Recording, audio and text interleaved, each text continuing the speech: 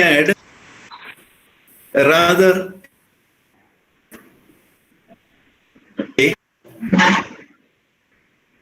way of the merit of the and the deliberations that followed.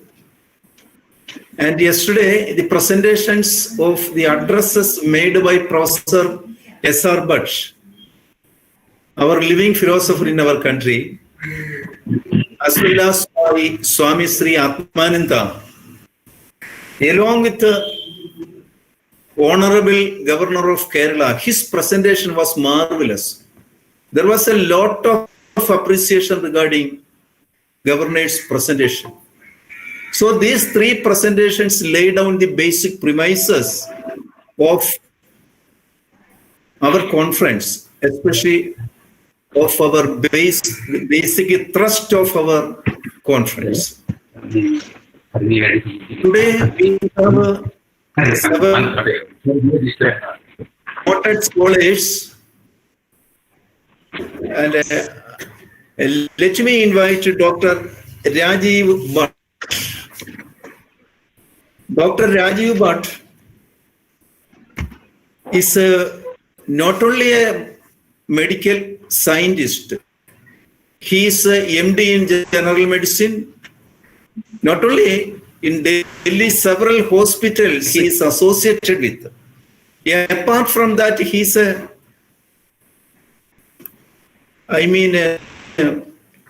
public health scientist also. But because he views problems, medical problems, from different perspective, from the perspective of social scenario,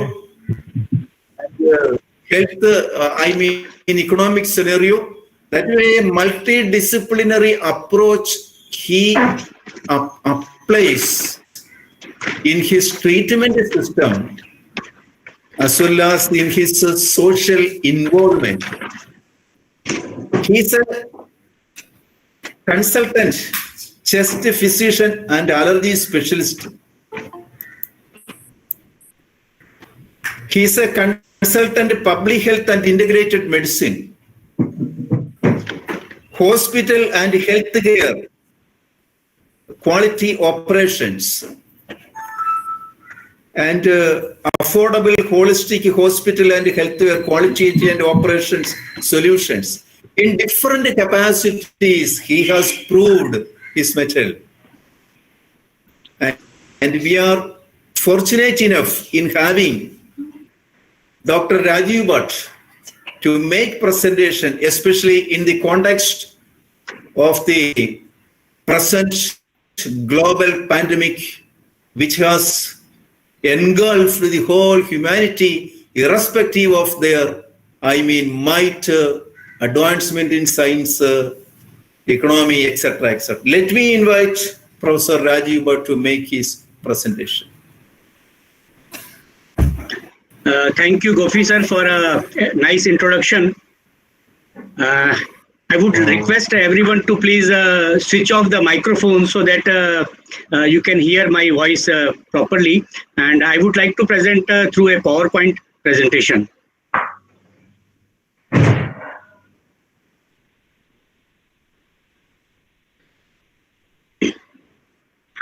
Respected participant, good morning and a very warm greeting. Maintaining physical distance in this time of COVID-19 pandemic. The theme of the webinar is the post-pandemic global scenario and the new normal, a historical, political and philosophical perspective.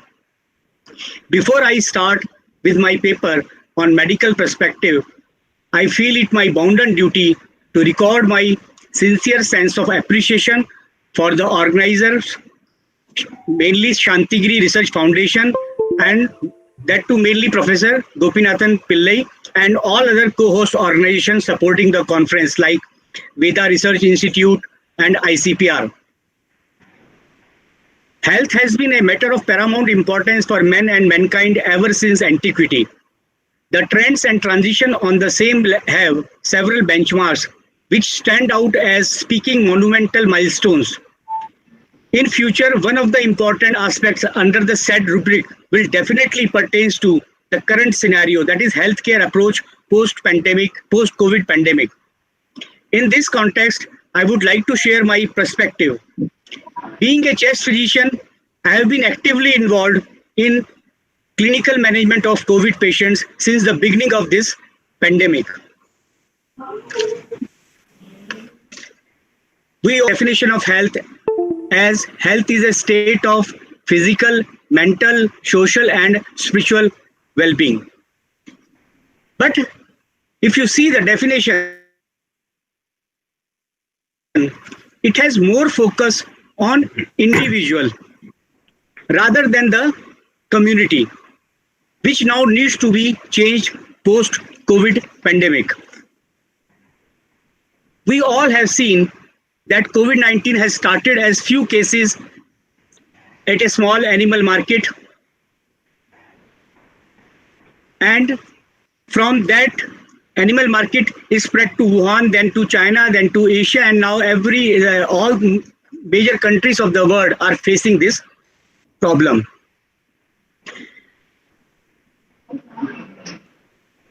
The initial approach was to identify the patient, then isolate the patient and treat patient. This is very old approach, and the same approach was followed for COVID-19. But this approach failed, and the morbidity and mortality started increasing. Then they added containment of the household, then containment of the area.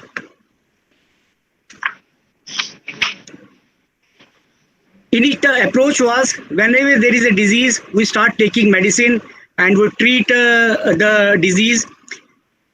Sometimes the disease get treated, sometimes it results in death, sometimes again there is loss of health, and again there is disease.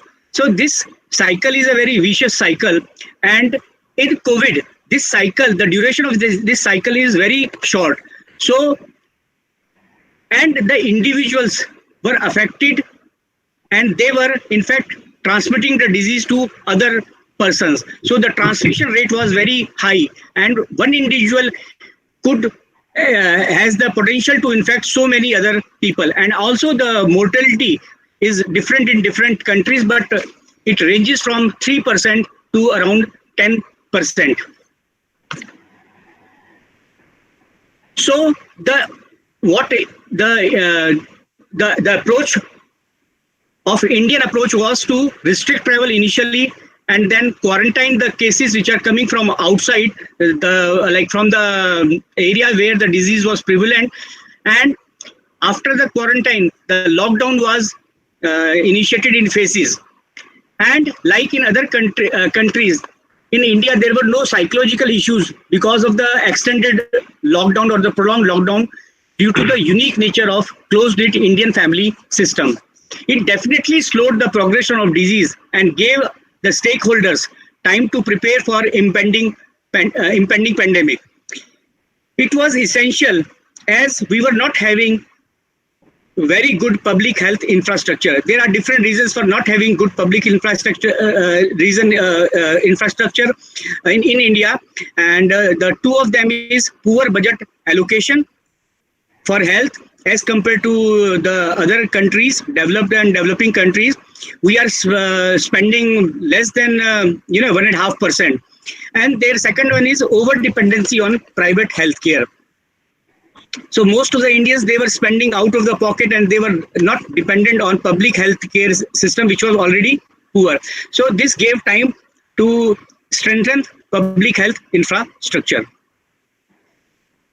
So it gave the prolonged lockdown in phases gave health authorities time for health education, health research, and promotion of health.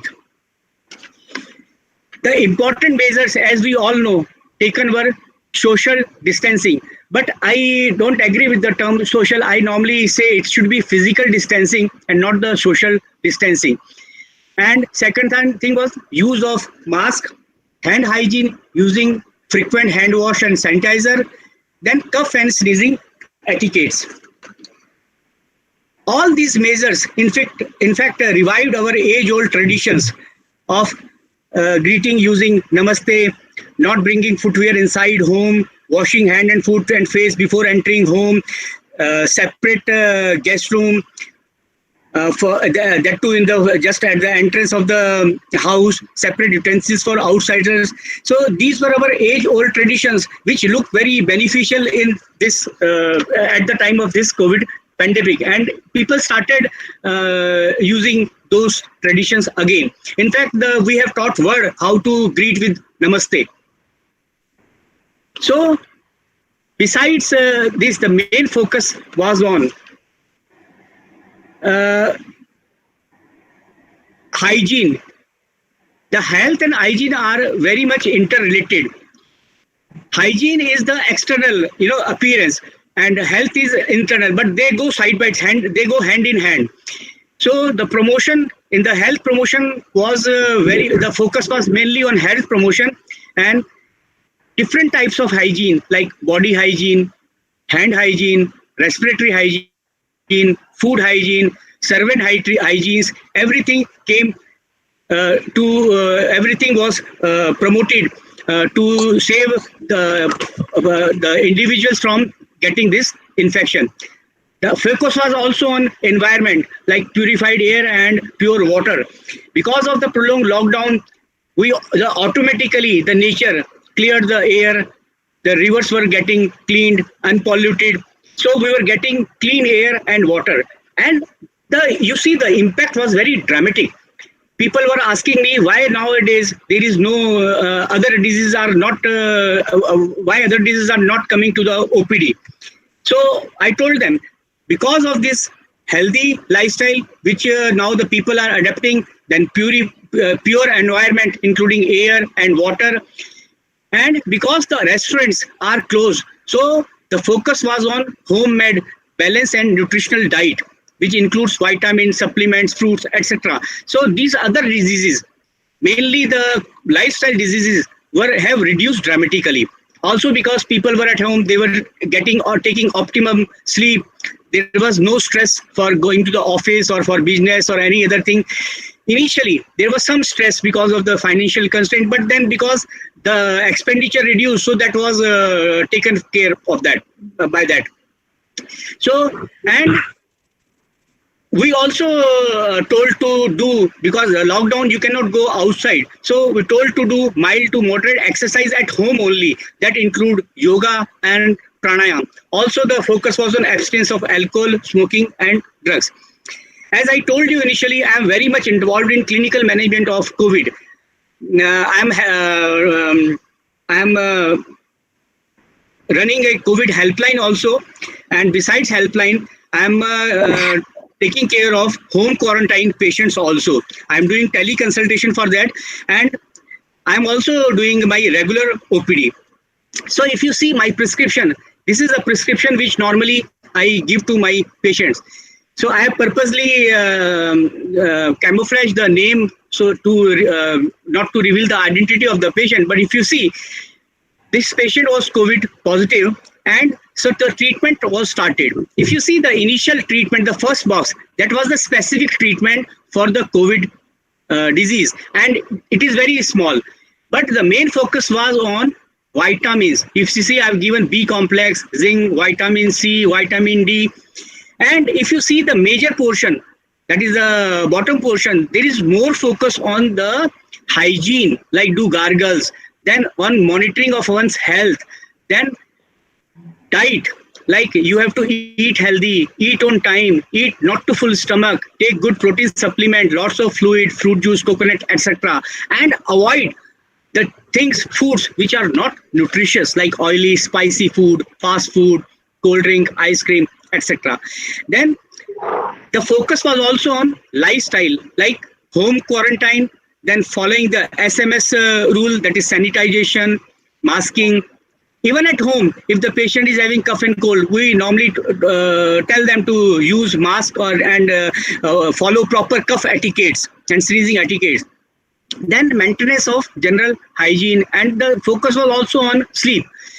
And if you see, normally we tend to sleep straight on our back, So, but in COVID, because the bases of lungs are infected, so we encourage them to sleep on stomach, do yoga, pranayam like alom vilom to increase the breathing capability of, to increase the lung capacity of individual. So this is a complete prescription which normally I am giving to my patient, so that they not only prevent the disease, like this prescription, the bottom portion is for other family members also, those who are not positive, so that they don't become positive. And even if they become positive, the mortality or the severity of the condition is not much. So I would like to conclude with this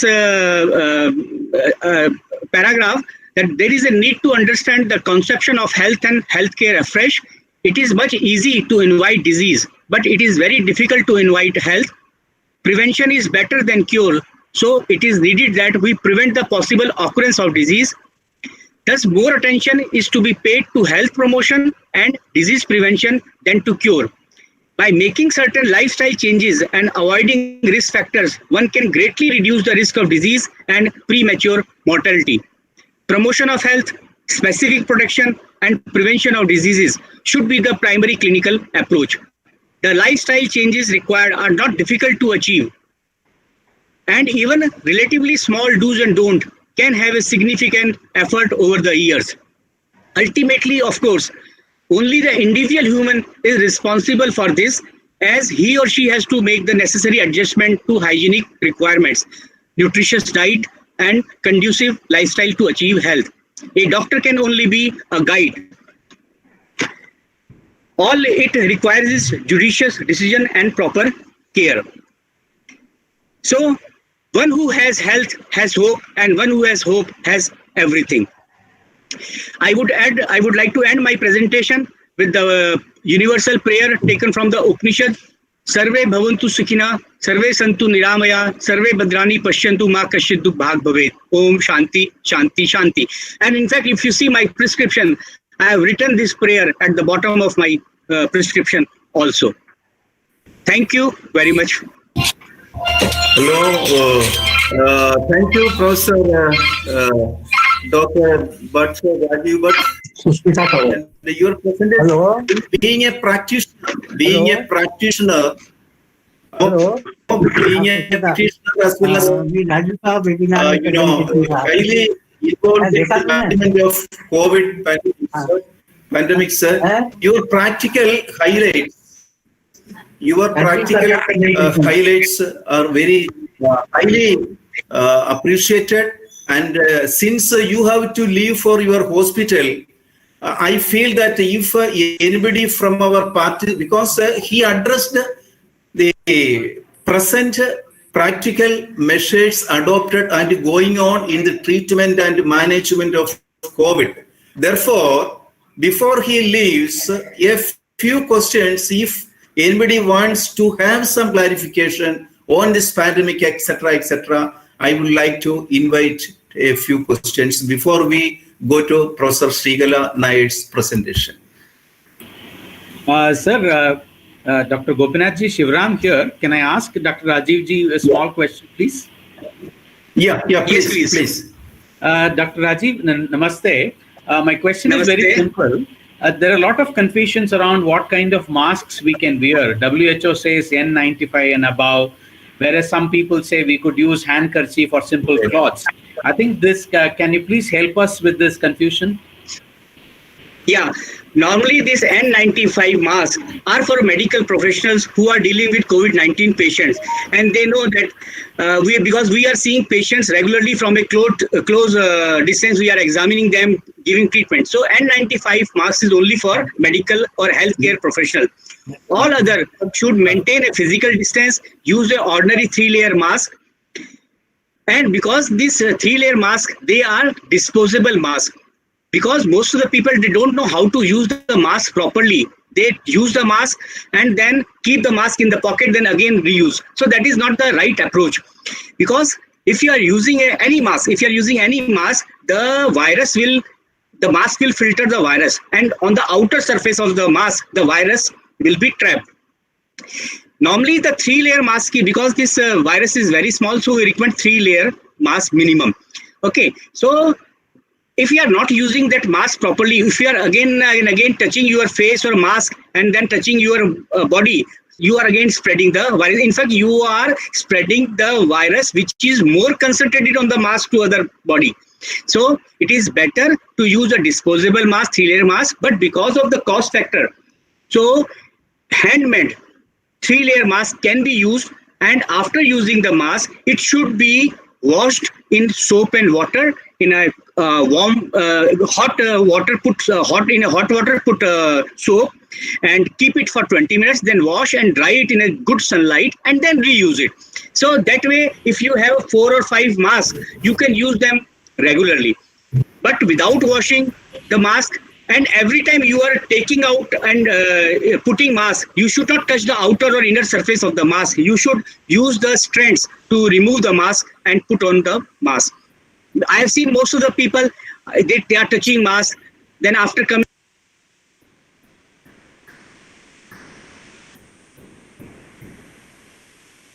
Oh, it is unaudible. Hello? Was I audible? Not. We are unable. Hello? Is off. Okay, should I answer the question again? No, sir. I think we heard you almost, except for the last few seconds, we heard you. No problem, sir. Thank you. Thanks for your time, sir. Yeah. Namaste. Yeah. Yeah, it's all right. It's a very good answer. So anybody else who wants to put some quick questions? I would like to answer one more. I would like to add one more thing.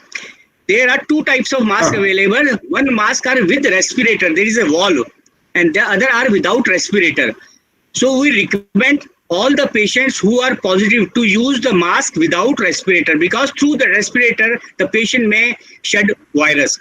So if you are if the 2 persons are using mask without respirator, then they are keeping themselves safe. But if one person is using a mask with respirator, keep increase the distance from that person, because that person is not inhaling the viruses from, but he is excreting the virus through that wall. Thank you, sir. So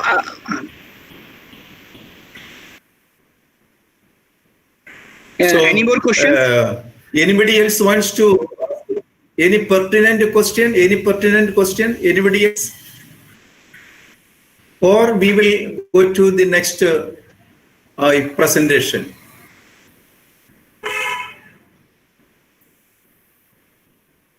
Anybody? I think nobody wants to have more questions. So thank you, Rajiv Bhatt, for your, very practical, being a practitioner. You have, so this awareness you have created in the participants regarding the different dimensions of practical management of COVID is welcome. Thank you. So I will invite Professor Srigala M. Nair to make her presentation. And we know that Professor Srigala M. Nair, almost all in our the fraternity, philosophy, and they all know her because of her dynamic leadership in the IPC and in taking up difficult tasks. And we know that she has a very good grounding in epistemology and the ability in integrating the different philosophical systems and present things in a very upright manner. I have noticed it. And she is a professor in Nalanda University in the School of Buddhist Studies. And she has been a well-wisher of Shantigiri Ashram and in promoting Guru's teaching. And let me invite her to make her presentation. Professor Srigala M. Nair, please. Good morning, everyone. Am I audible to you all? Yeah. Thank you. Thank you, Professor Gobinath, for your kind words. With one correction, that I'm no more in Nalanda. I got back to my parent university just this month. So Thank you once again for hosting this wonderful seminar. And let me get to the topic of my presentation today. I have titled the presentation is Remodeling Scientific Program in Post-COVID World, Lessons from Indian Philosophy of Science. I have timed it out just for 10 minutes. I presume that I will confine my presentation within the specified timing. Friends, as we learn to live with COVID-19 pandemic, one thing we are all sure of is that post-COVID world will be significantly different from the one we have been hitherto familiarized with. Since science will have a great role in determining the new normal, the topic of today's webinar, I would rather address the issue at hand from that subdiscipline of philosophy, which functions as a common territory of both science and philosophy, namely philosophy of science. The paper shall attend majorly two issues, of course interrelated. The first part would address the strengths and limitations of modern science, particularly its fatal decision to sever relations with philosophy, the queen of all sciences, and the second part would look for lessons the mainstream science can pick up from the basket of Indian scientific method, which to my mind, even from a peripheral view, appears more integral and primarily philosophical in its approach, and therefore conceptually far, far ahead of its European counterpart. A great amount of literature, as you all know, is in market today, hailing Indian contributions towards science and its method, projecting it as a viable alternate to European science. Well, but the present paper, however, differs from this popular viewpoint to this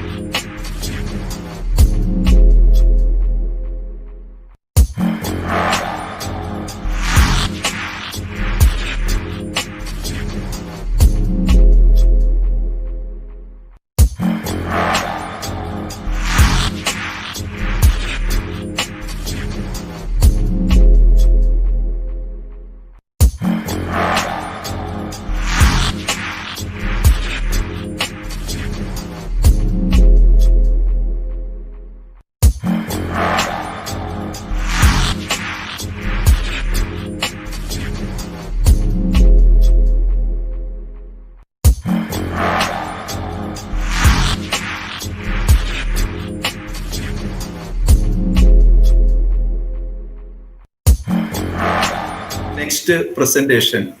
Professor Bhatt, can you hear me, Bhatt? Shall we proceed with the next presentation? Sumar sir, what do you say? We will proceed with the next presentation. Okay. Yeah, that could be better. Let me invite. Let me invite Professor Suresh Rangarajan. Professor Suresh Rangarajan, is he online? Professor Suresh Rangarajan, are you online?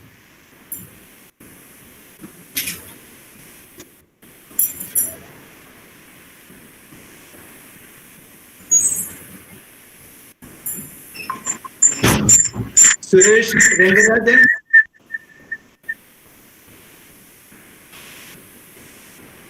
I feel that he is not online. There is nobody logged in by Suresh name. Nobody? Yeah. Logged in on Suresh name. Yeah.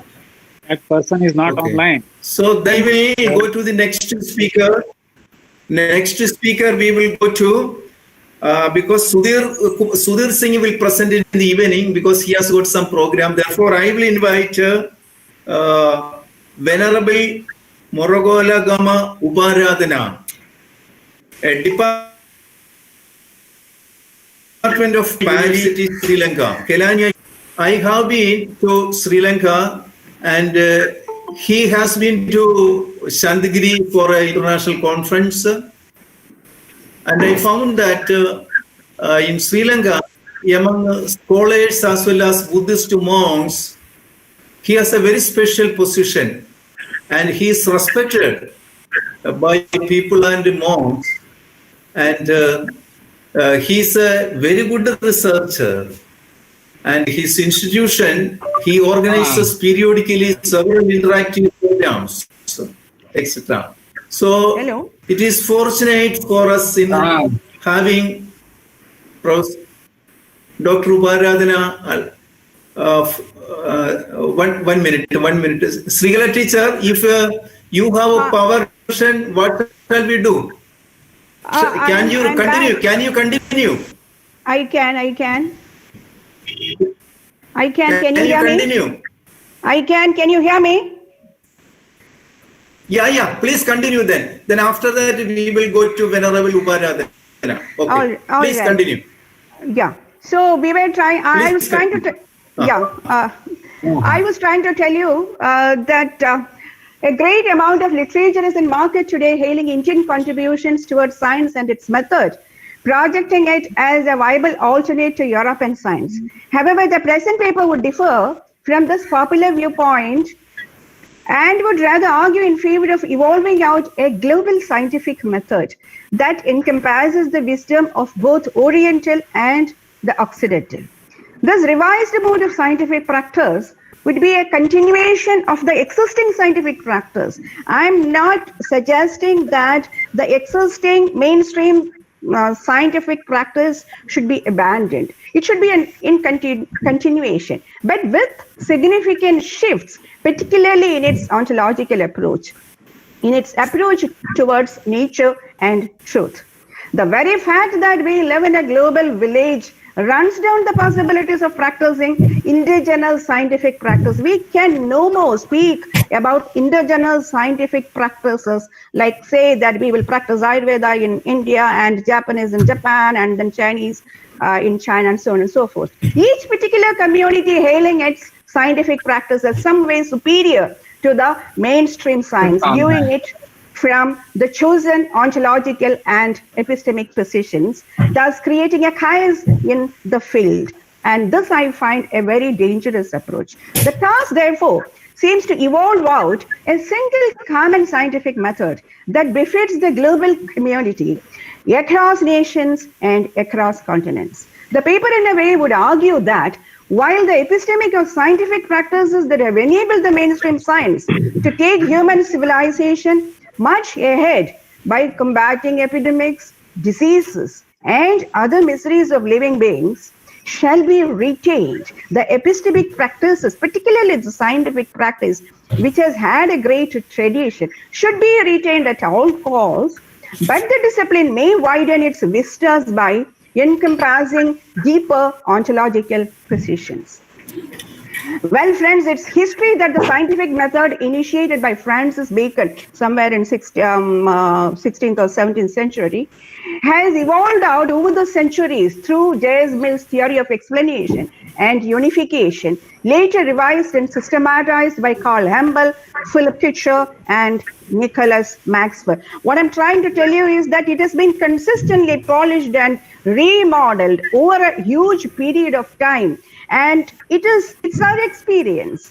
It has been self-evidenced that science is doing great job, and by no means we can replace the practicing science in toto.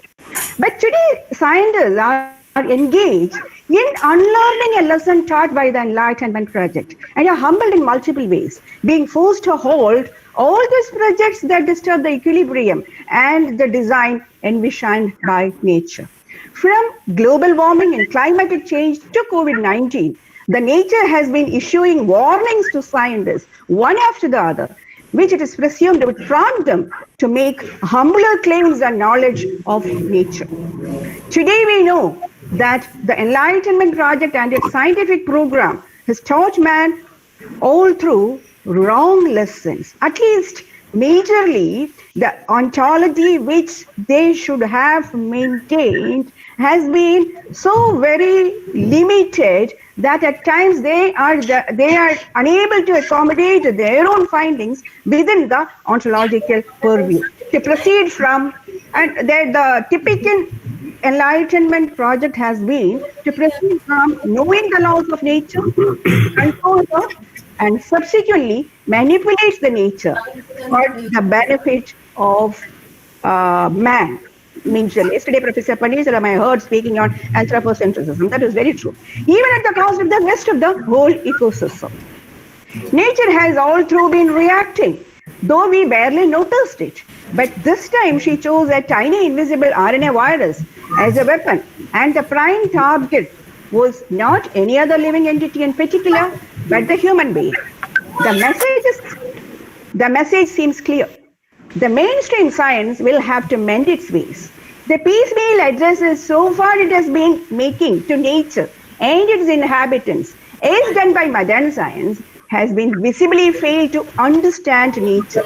See here, as an epistemologist, earlier Professor Govindnath was introducing me as an epistemologist. Yes, I have spent a lot of my time and energy in discerning epistemic issues. And one thing that I would like to present before you is the distinction between knowing and understanding. So understanding nature is something that is not within the purview of the present enlightenment project. And therefore, what we need currently is understanding nature and the teleos of it. Evidently, science needs to embrace deeper ontological views to understand nature and its purpose. We know today that classical physics and its objective materialist conception of reality that explained the world in terms of causation and reduced the mental as a byproduct of the physical has been questioned by quantum physics.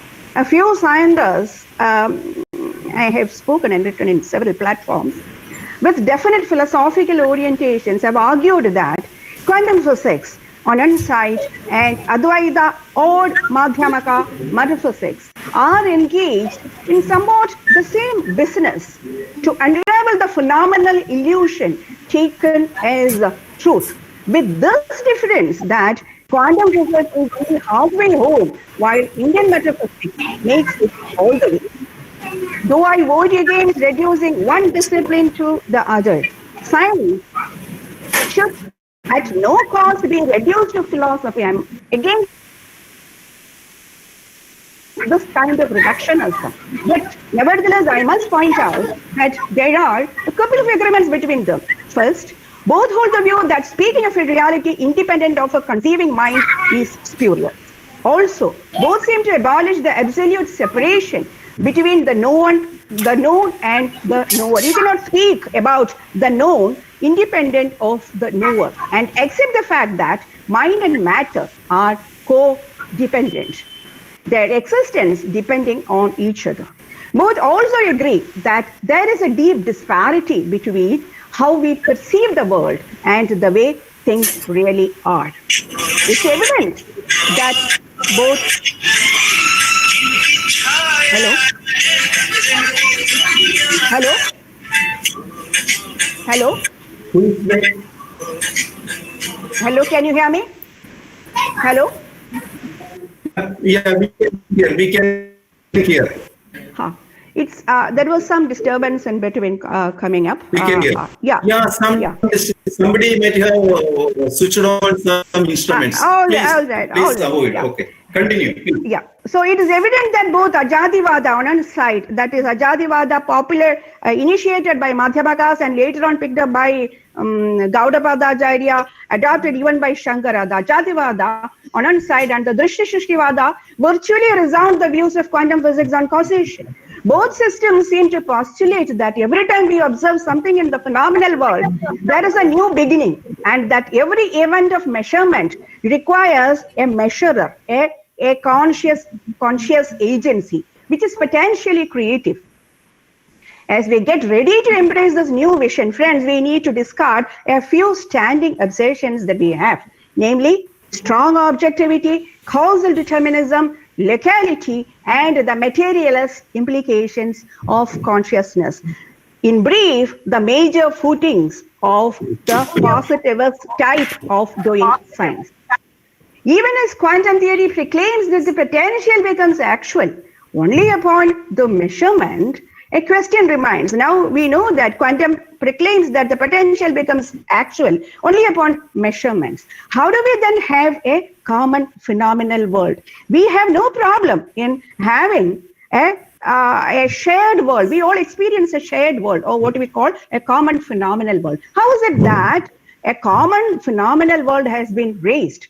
While the science still struggles to accommodate both the quantum world and the phenomenal world under one single paradigm of truth, idealist metaphysicians in India have easily resolved it by invoking two levels of reality, what is called the Samrita Satya and the Paramarthika Satya, the conventional and the ultimate. On the conventional level, we can speak of a pluralistic world of things, a common world where the law of causation or the creation functions, while at the ultimate level, causation is a spurious theory. To cut short the story, the materialist ontology to which the science seems committed is found too shallow to accommodate even some of its own inventions.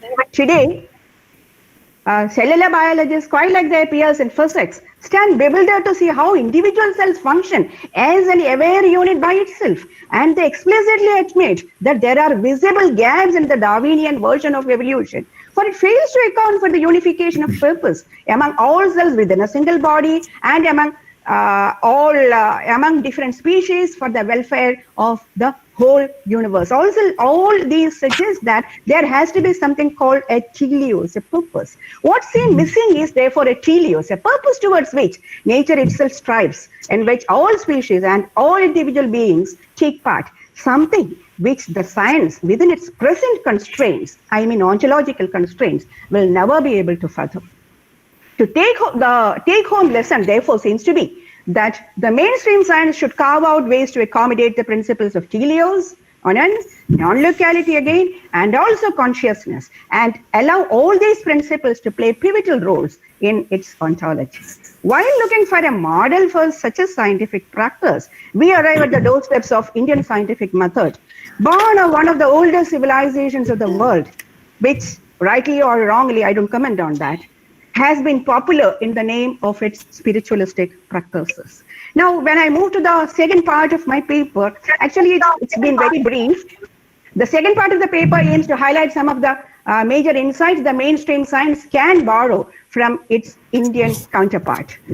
The Indian knowledge system, quite like the Hegelian dialectics, seem to carry reason from its crude form to its subtle perfections, to understand the teleos of nature and to live in harmony with it. But this is not at the cost of diluting the scientific method. History vouchsafes that rigorous employment of critical rationality has been practiced in ancient centers of learning like Nalanda, my previous institution from where I heard. And today we have the modern Nalanda University coming up, trying to remodel what has been practiced in ancient Nalanda. Buddhist logicians, while addressing the problem of inference, for instance, worked hard to explain how one should move from observations to generalizations. What are the strictures that one will have to apply to rigorize observations and move from observation to generalizations, and how we can distinguish between accidental generalizations and necessary relations. While stipulating on the Trairupya Hetu, the Dinaga Dharmagirti, famous Trairupya Hetu and Vyapti, they insist on a tie, what is called a Pratibandhaka, between Hetu and Sadhya, and also that the relation between the Hetu and the Sadhya should be Nantariyaka, an unavoidable relation, a relation incapable of being done away with or altered or modified. Now, the fact that the Buddhist logicians too, quite like Karl Hempel, have insisted on a niyama or a law-like relation between the Hetu and the Sadhya suggests that Buddhist theory of inference, particularly in the case of the Parardhanumana, has been well carved out as a scientific method. You know, Buddhist logicians make it clear that Parardhanumana is in fact not inference. It's a practice of science. Also note that the basic empirical science and its method was made as a common platform for any discipline. It's a very popular statement that Kanadam Paniniyam cha Sarvashastra Upakarakam. You cannot do every.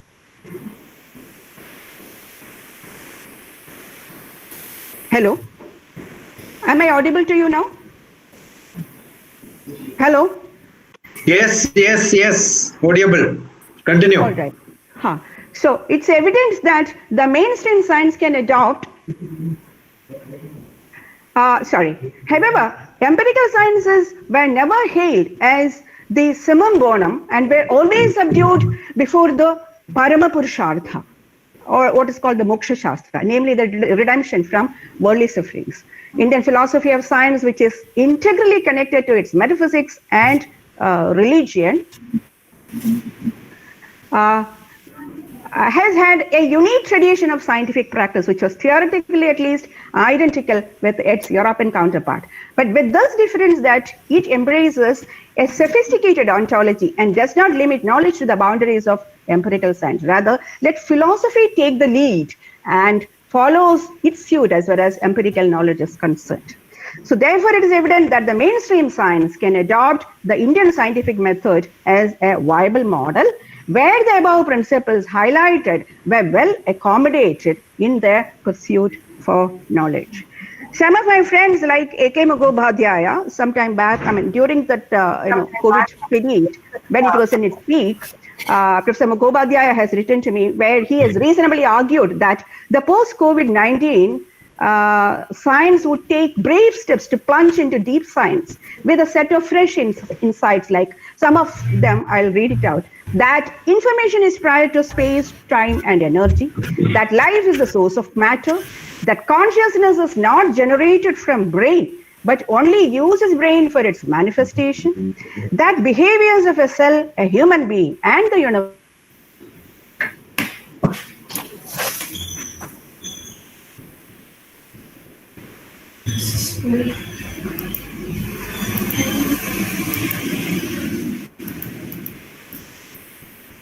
Hello?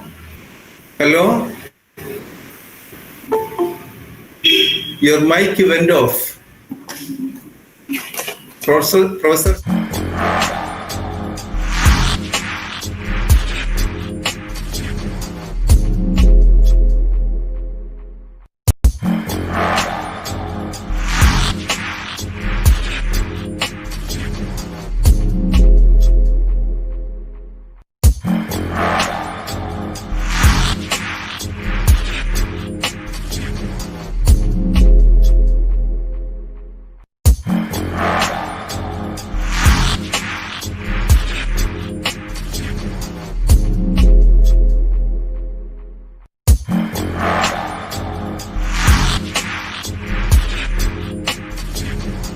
She has left because of power disruption. I feel that she has left because she was to conclude with her brilliant presentation, but it is unfortunate that there was some problem. So when she will appear again, we will extend our thanks and congratulations, because she has made such a brilliant presentation from different angles, which has much relevance, but which is to be contested also. So let me invite, because I already introduced Venerable Uparadhana, and after Venerable Uparadhana's presentation, we will have Professor Suresh Rengarajan's presentation. I feel that he came late. He appeared late only online. Therefore, let me invite Venerable Moragala Uparadhana to make his presentation. I have already introduced him to the participants. And please,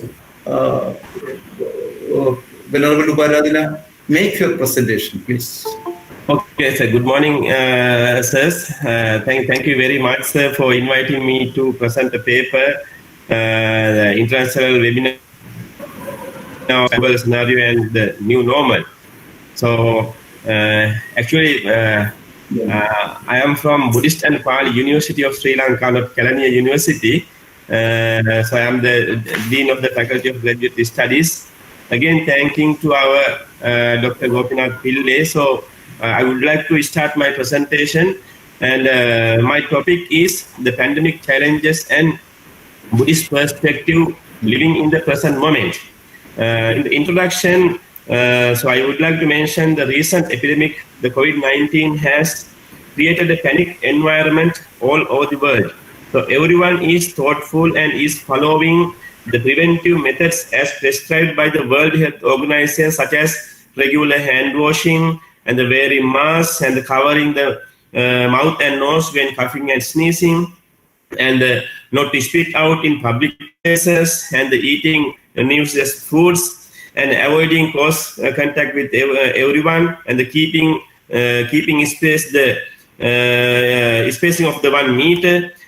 So like these things. Okay, so I think in this conference we discuss these things as the new normal or the normal life, or we adapting to the new life like that. But actually, first of all, I would like to mention, really, this is not new, or this is normal life, right? So every day we have to face the many challenges. Therefore, we have to live in the present moment. So if you go back to the 6th century BC, especially our Lord Buddha has delivered many sutras and many discipline rules. When we see the Sakya discipline rules, okay, so if we practice these things, we can understand all these things mentioned in the Vinaya Pitaka. So therefore, I can say this is not new, but this is a normal life. So I would like to mention, as the Buddha mentioned, so Buddha has delivered the healthy life is more important to lead the world life, not only world life, to have a spiritual life. So the arogya paramalabha santutti paramandanam vissasa paramanyati nibbanam paramansuka. So the Buddha have described very clearly. So everyone should have the physical well-being. Not only physical well-being, we should have the mental well-being and the environmental well-being and the spiritual well-being. These 4 things, I think, the World Health Organization also accepted. Okay, so everyone, these things should have like that. So when you talk about the nature of the world, according to Buddhism, the Buddha has mentioned the physical suffering is an inevitable part of the life, like old age, health and sickness. So it is painful and it is suffering. So therefore, as it is mentioned in the Abhinham Paccavekittabba Sutta, so we must be reflected again and again. I am of the nature to be diseased, and I have not gone beyond the disease. Why we should think like that? I am the nature of disease. Then we try to have a healthy life always. So then I would like to pay you attention what is the important physical health and healthy mental states. The Buddhism teaches that the mental and the physical pain or illness can provide an occasion for the cultivation of healthy mental states. Apart from this, people have to face and live with various challenges come from the nature time by time. So according to Buddhism, it is not enough to approach the medicine in a manner that simply eradicates symptoms. The spiritual aspect of disease and its mind-based causes are remedies must be the primary consideration. Then I would like to pay your attention the similarities between Buddhism and medical science.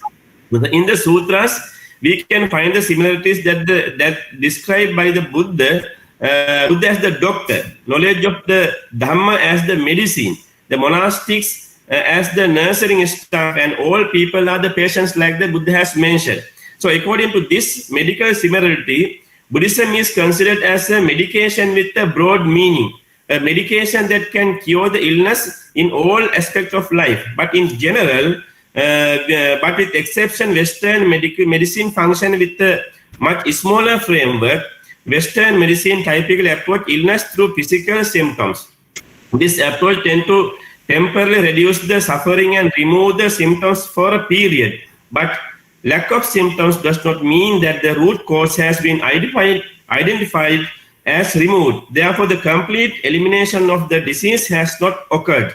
Buddhism offers patient not only symptomatic relief but also spiritual guidance to ensure overall and long-lasting health. Then the Buddha as the doctor in the Vinaya Pitaka Bhesajya Khandaka and the Bojjhanga Sutras, and especially there is one important sutra, Girimananda Sutta. In these sutras, the Buddha's diagnosis, the Buddha explained that the doctor should progress through 4 steps when helping a patient. This is very important as a doctor when we talk about the Buddhist philosophy. So discover the origin of illness and achieve through understanding of illness. Prescribe appropriate medicine to cure the illness and completely cure the illness in the manner prevents it from recurring. So the Buddha also identified 5 important practices for caretakers, especially nurses, family members, friends, and others to be aware of as they care for patients. He encouraged caretakers, especially, I don't go to explain all the things, but only one is important thing. Talk with skill and ease about the dharma with the patients, instructing them in proper health care for the body and mind. I think today we try to practice such kind of things. World Health Organization, so they instruct how we practice and how we live. So the Buddha has instructed how the doctor should act, how the nurses should act, how the family members should act like that. Even besides that, so lastly, the Buddha offered advice to the patients in order to help them have a quickly and thoroughly. So he recommended for the patients like this: be cautious and selective about the food and the food they eat, and consume food at the proper intervals. Stay in touch with their doctors and nurses, always acting kindly and graciously towards them.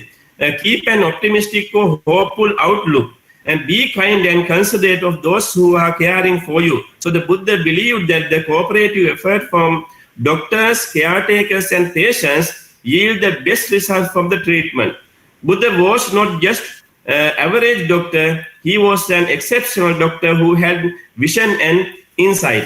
And I would like to pay your attention for this idea, the nature of the world. Apart from this, people have to face and live with various challenges come from the nature time by time. Not only in this pandemic situation, one can follow a Buddhist way of life to understand and manage the current situation that he lives. This is the law of nature and cosmic order. According to Buddhist philosophy, this nature of the world is called impermanent. I mean, even pandemic, coronavirus also not permanent. It is also impermanent. Therefore, the Buddha always teaches to stay in the present moment.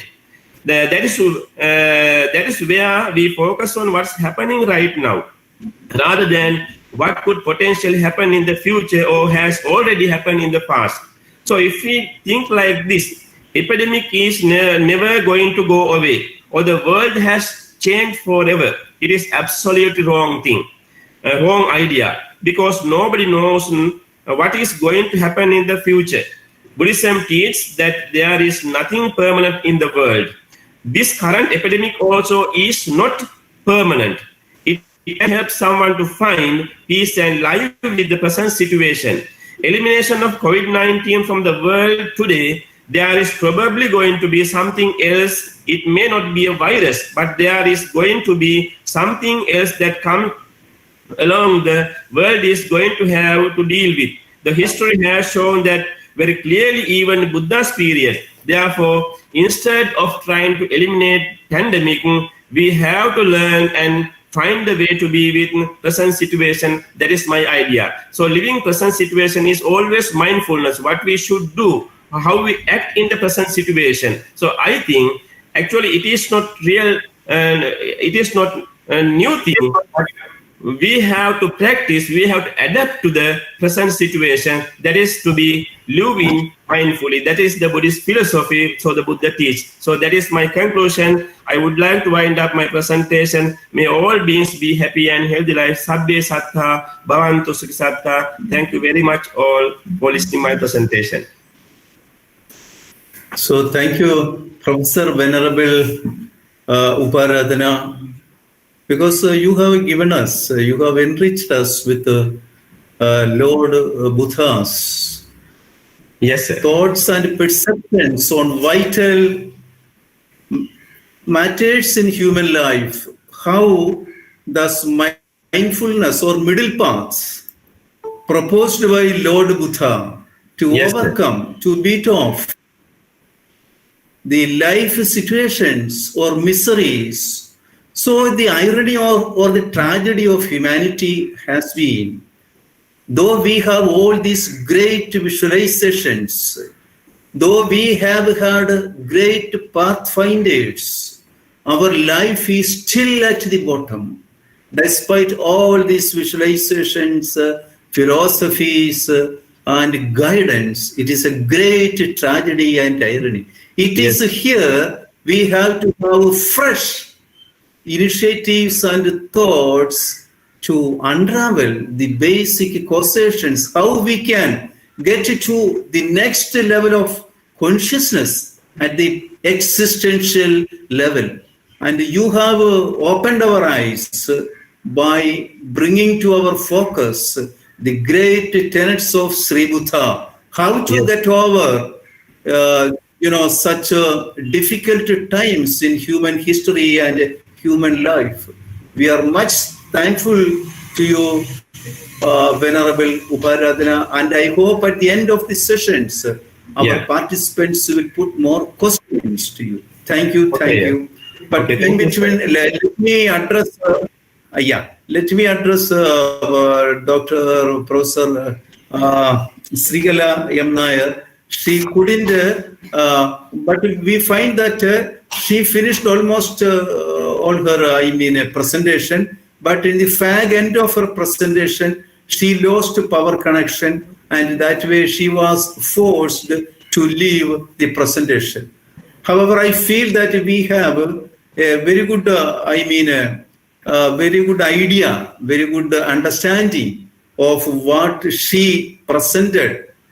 And as I told you earlier,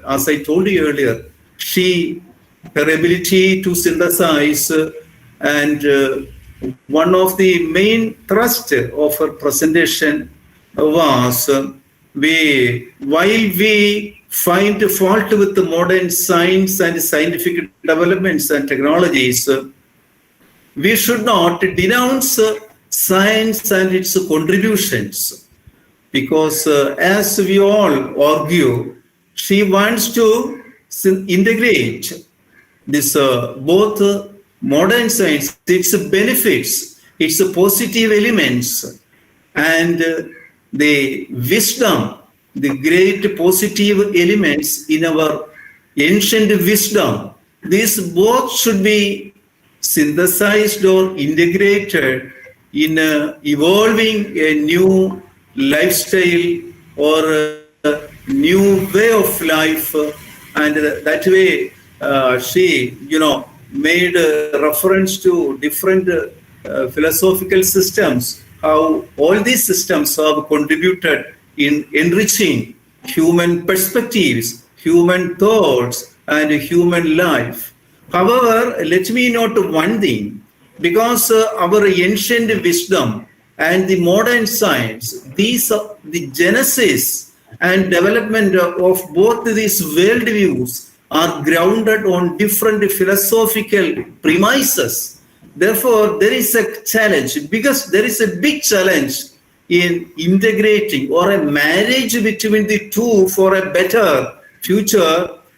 That requires a lot of challenges, because all our scientists and such thinkers, they ground on different premises in their perspectives and thoughts. Therefore, while we visualize things, we can we can have wishful thinking regarding the marriage of both these worldviews and bring about benefits and for the better future of humanity, that we have to deliberate thoroughly upon these the basic premises of what Professor Srila has advanced. Thank you, Professor Srila M. Nair, for such a wonderful and brilliant presentation. I hope you will have more questions in the end of the session.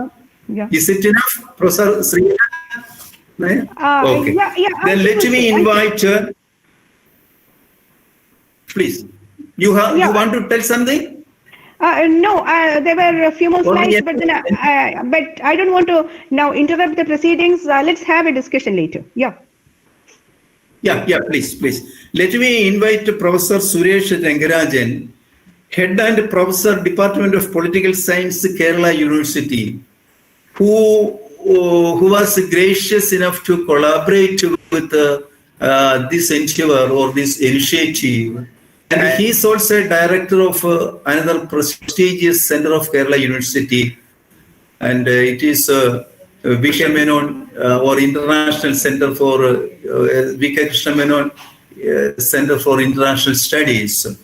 And I have found that apart from teaching and research, he is much concerned about other basic issues or such issues that society or the political structure, political process is confronted with. Therefore, he appears in several other platforms or initiates several lectures and activities. In that capacity, also he is noted. Let me welcome Professor Suresh Rangarajan to make his presentation. Thank you very much for giving this opportunity, your wonderful introduction that you have given. And the way in which you summarize the paper is more effective than the presentation itself. So I think my paper is a third Bharat or a self-reliant reflections on Swami Vivekananda's Vedantic socialism. See, as we all know that the post-COVID, post-pandemic situation, we have, the government of India had taken several initiatives, and out of which Bharat, that expect response not only from India but even from abroad, that how the livelihood issues confronted by the people in the post-pandemic situation can be addressed.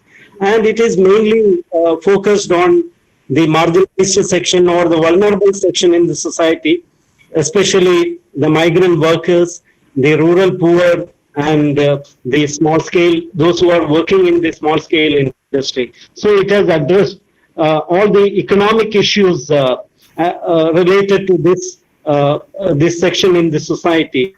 So definitely it is going to have a greater impact in building a new India. There is no doubt about that.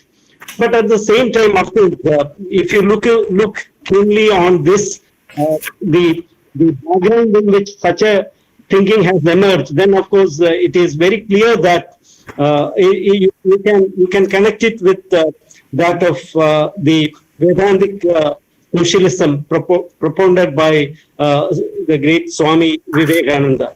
So here I'm trying to look into that, how a self-reliant India can be built through both materialistic progress as well as spiritualism. So here again, of course, there we have to look into the Vedantic socialism, the basic idea behind Vedantic socialism. So here, of course, Swami has exhorted the significance of economic progress along with the spiritual progress, and it is well reflected in his Vedantic socialism. So it is a transformation from the individuals, or it is a transformation which is taking place at the micro and macro level, from that of selfishness of the individual to that of the common good or community good. So if you look not only in the economic sector, but also in all other areas, whether it is sanitation or whether it is health or any activities or any area that involves in human activity, of course, this kind of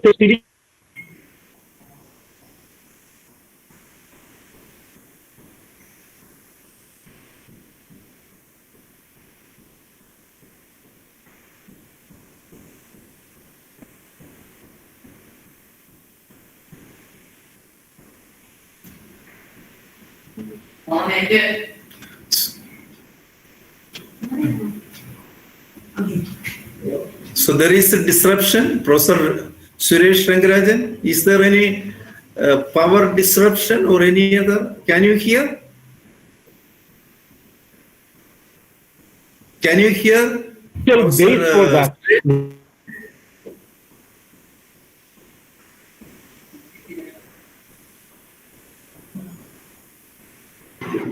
He left the meeting. Oh, maybe power disruption. Okay. Yeah, possible. Okay. He has again appeared. Yeah. Professor Suresh, can you hear us? Professor Suresh, your mic is off. His mic is off. Your mic- Okay, sir. Sir, can you hear me, sir? Yes, yes, continue. Please. Okay.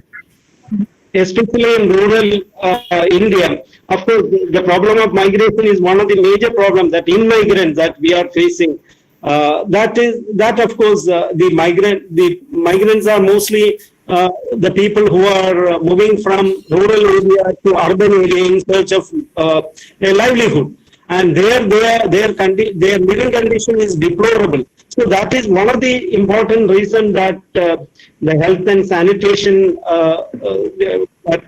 we are very backward in when it comes to the question of health and sanitation. So if we can prevent the migration of the people from rural to urban in search of livelihood, then of course this problem can be addressed to a greater level. I think that in our Atmanirbhar Bharat, there is a component to prevent or to give employment to the rural youth in the rural area itself. So in that way, of course, it has included both the economic component and also the spiritual component in that, because there we have to address the problems of the poor in a compassionate way. So the question of compassion comes, or helping others will come only when there is a kind of spiritualism. In a materialistic world, of course, there is tough competition for wealth creation or wealth generation. Of course, that has to be done away with,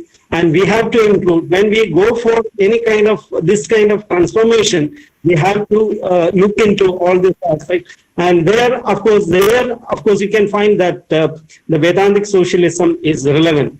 So, if I quote the words of Swami Vivekananda, he said that I am a socialist, not because I think it is a perfect system, because socialism itself is not a perfect system, but half a law is better than no bread. Equality in the society, whether it is in the social, economic, or political sphere. Even though we have achieved political equality in terms of one man, one vote, and everyone can take part in the democratic decision-making process in India. Those who have, there is no kind of discrimination in the political sphere. But when it comes to the political and economic sphere, we can find that nearly 60% of our population is below poverty line. So how that is the documents that they are giving. But at the same time, if you look into the urban rural poverty, then of course you can find that many of them, many rural area, there is no opportunity for them to work. So that is how. So we have to give them not only work, but also the spiritual guidance to come up in life. And also we have to include all these aspects, whether it is sanitation or, see, one of the advantages that India had gained in preventing this pandemic is mainly because of, we are now already in a mission mode through the Swachh Bharat Abhiyan, through the health mission or anything. We are already in a mission mode. That is why people themselves feel that we have to come out of this pandemic in a better way. See, government has its own limitation. It is only one of the machinery, and in all areas, government cannot intervene and give guidance to the people. So it should be self-driven development. That is what we need. So for a self-driven development of the society or the nation, I think that the upliftment of or the liberation of the masses or the social, political, economic, in order to end the social and economic exploitation, we have to go for the Vedantic socialism. And of course, Swami also believed that the social evolution is not different from the evolution of universe. So that is how I think that yesterday also we were all discussing about how when we acted against the nature, how the nature has responded. So that is why whatever economic activity, any activity which we undertake in society, it should be in congruence with the nature. So if we go for a nature-based development or a sustainable development, in the modern world we call it as sustainable development. If you go for that, then of course that is the only solution that is left before us. So that is why Swami say that civilization itself is a manifestation of spirituality. So we are just as Govinda Pillai sir has rightly pointed out, that in this evolutionary process we are attaining more and more progress through spirituality. And Swami also believed that economic advancement is necessary precondition to spiritual upliftment. I think that he is one of the greatest champion of this particular proposition, that economic prosperity or progress is possible only through spiritual progress. And there is an interconnectivity between these two aspects, spiritualism and materialism. So he had beautifully brought in these two ideas. That is why I just went by reading one of the comments made by one of his biographers, that is V.K.R.V. Rao. He put it, the engine of social change must have its proper fuel.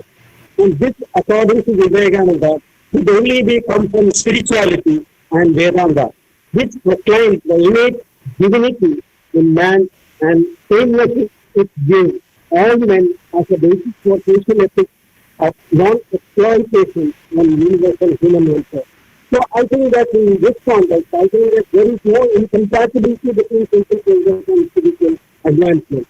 So here we have to define or to relook into what is spirituality. So many people think that it is something connected with a particular religion. Spirituality is entirely different from, I think that you know better than me that there is. So I think that this would also address that spirituality is nothing to do with the religion. It is for the human progress of every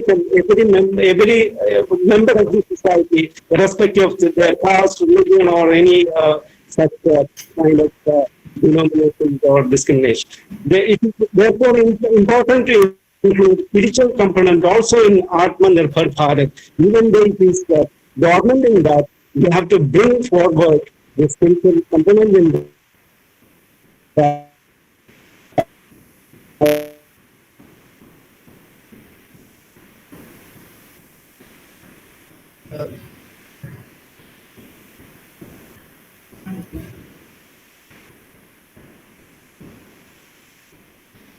Hello?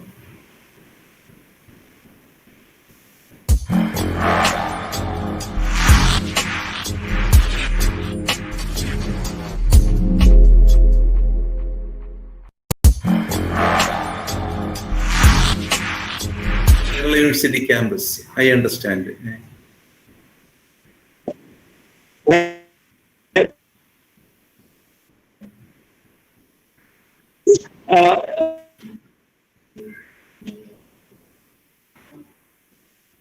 So your mic is mute. He has left. Hello, sir. Hello?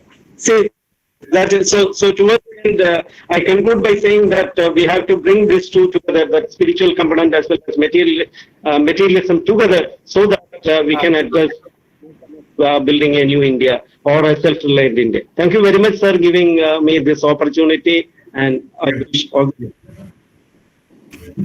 best. So thank you, Professor Suresh, because you have placed before us a right perspective, because it exhibits your concern towards these marginalized sections, especially in the wake of the present pandemic. We find that the marginalized people have been neglected, and their plight across India we have witnessed, and it has worried us, and it was a great issue that is to be addressed. Therefore, by resorting to this practical Vedanta or Vedantic socialism propounded by Vivekananda, and in our Vedanta stream also we can come across innumerable expositions on a Vedantic way of life which can be practiced, but we have neglected it in the course of life.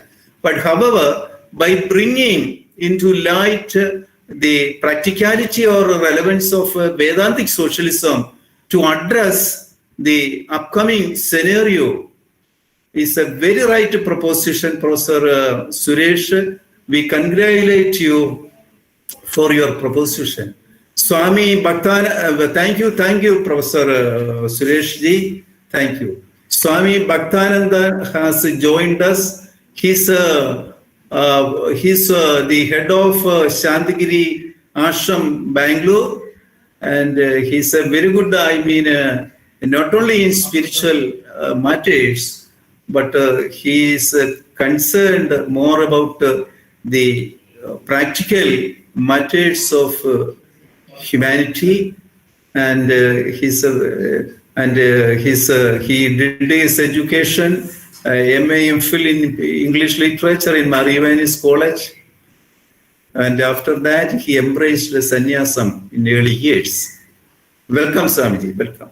So next we will go to the next presentation, Dr. Sivaram. He is an IT professional in Bangalore. Apart from that, he is a disciple of Swami Sri Atmananda, and I had occasion to interact with him, and he's a very, unassuming personality, and his thoughts are very diversified. Therefore, I find that very often he also doesn't get a conclusion on which path or which premises one has to put oneself. So, and I think he's a very good researcher, especially in spirituality, philosophy. He has done wonderful work, and I invite Dr. Sivaram to make his presentation. Namaste, everyone, and very nice to be here amidst the august audience. I'm just trying to share the presentation. Is my voice clear? Yeah. I'm sharing the presentation. Okay. Can you see the slides? Yes. Is the slide visible? No. Now it has come. Yeah. Okay. Thank you. And namaste, everyone. And I thank Shantigiri Research Foundation, ICPR, especially Dr. Gopinath Pillai for providing me with this opportunity to share my thoughts.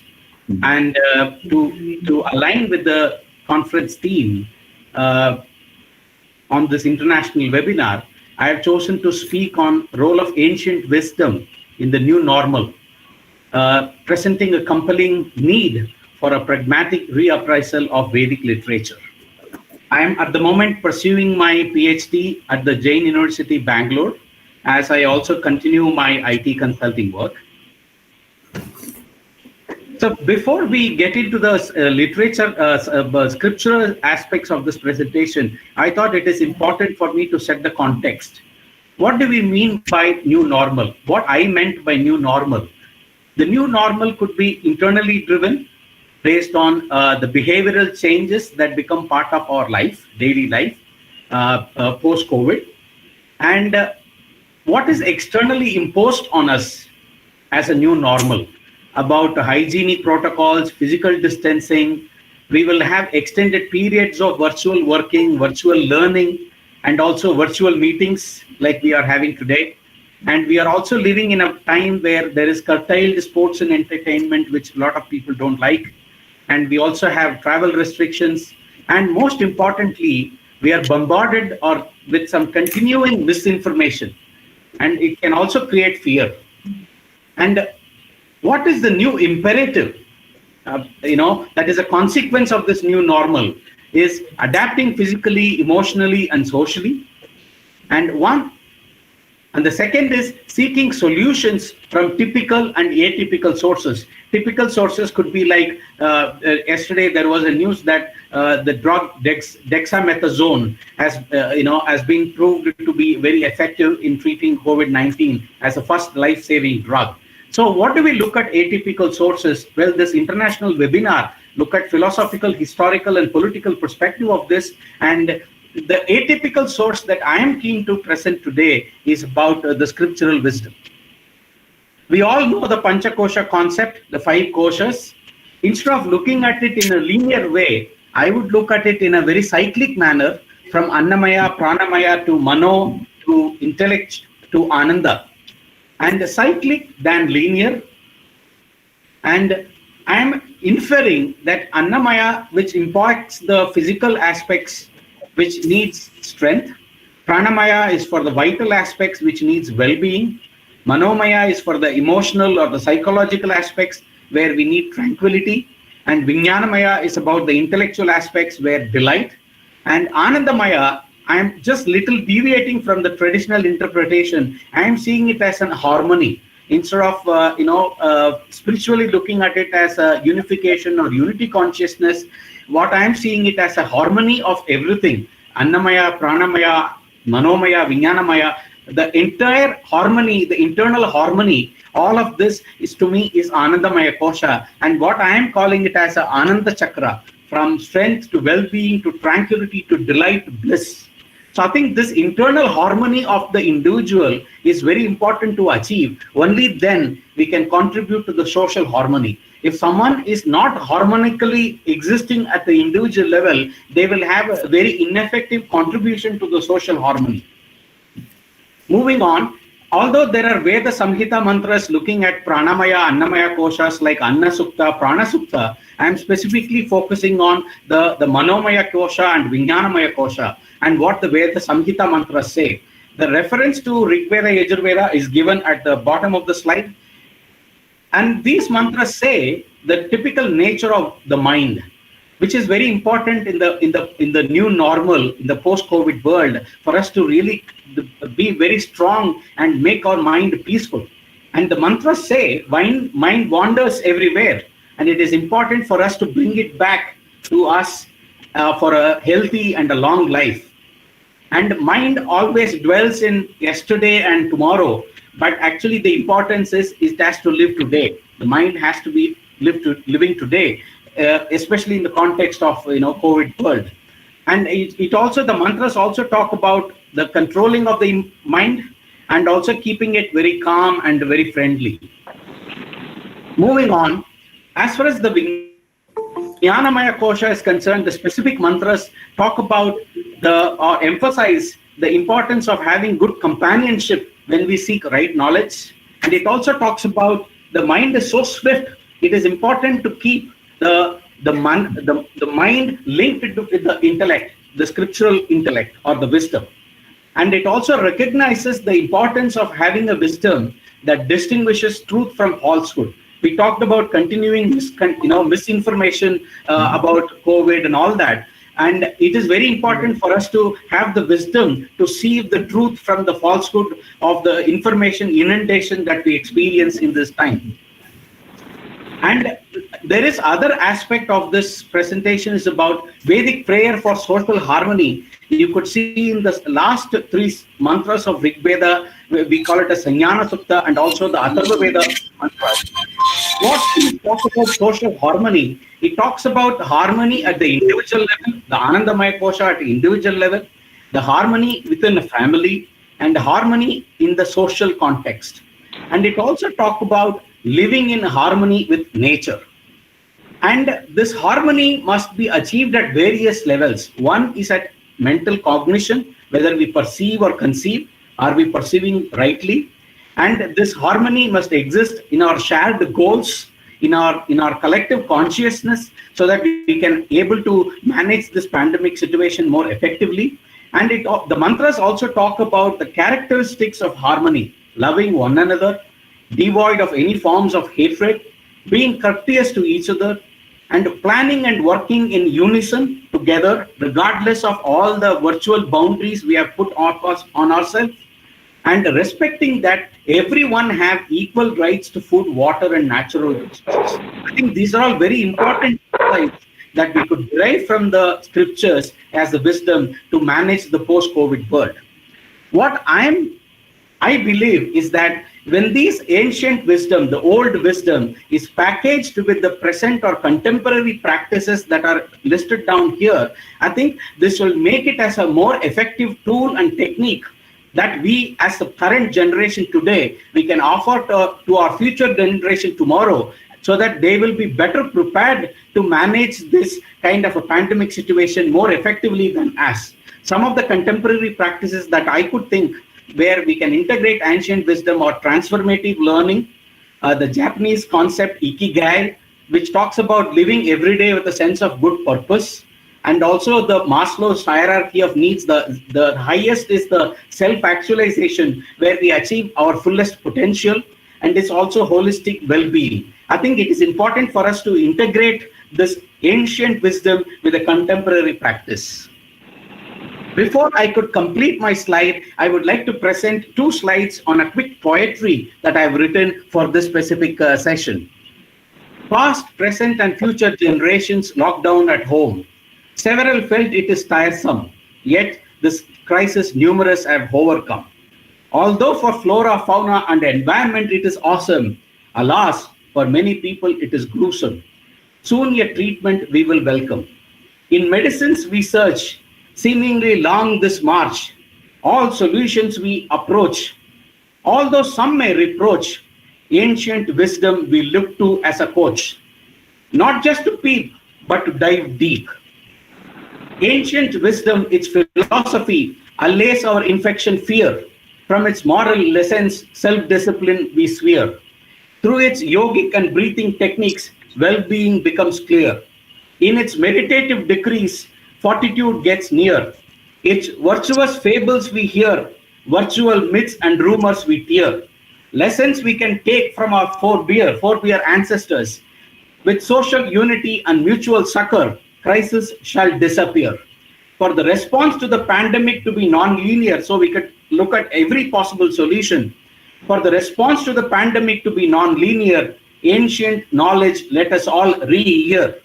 Before next pandemic reappear, wisdom of our scriptures let us hold dear. I would like to conclude by saying this, by chanting the simple Rig Veda mantra.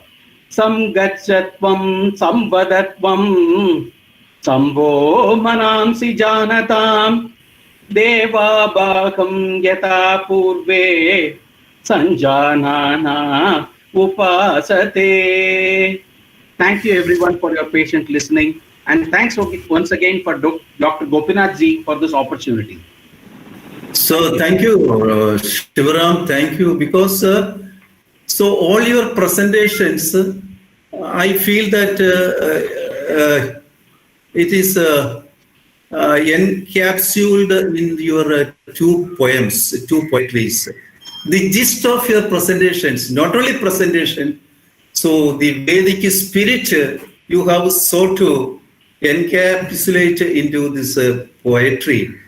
And I feel all the participants, not only was enjoyed, But it was a thought-provoking presentation,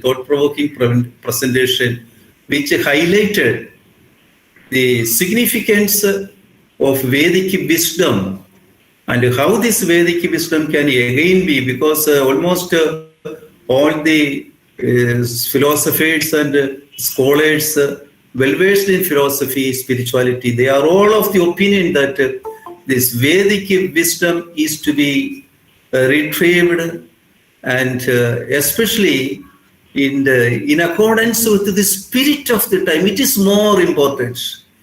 If we go on glorifying Vedic wisdom, spirituality like that, the whole mode of life is changed. Not only that, the whole nature is changed. This is not the Treta Yuga or Dwapara Yuga or the other Yuga.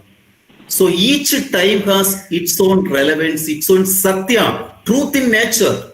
Whatever you speak according to time, it is more important. That only the nature will accept.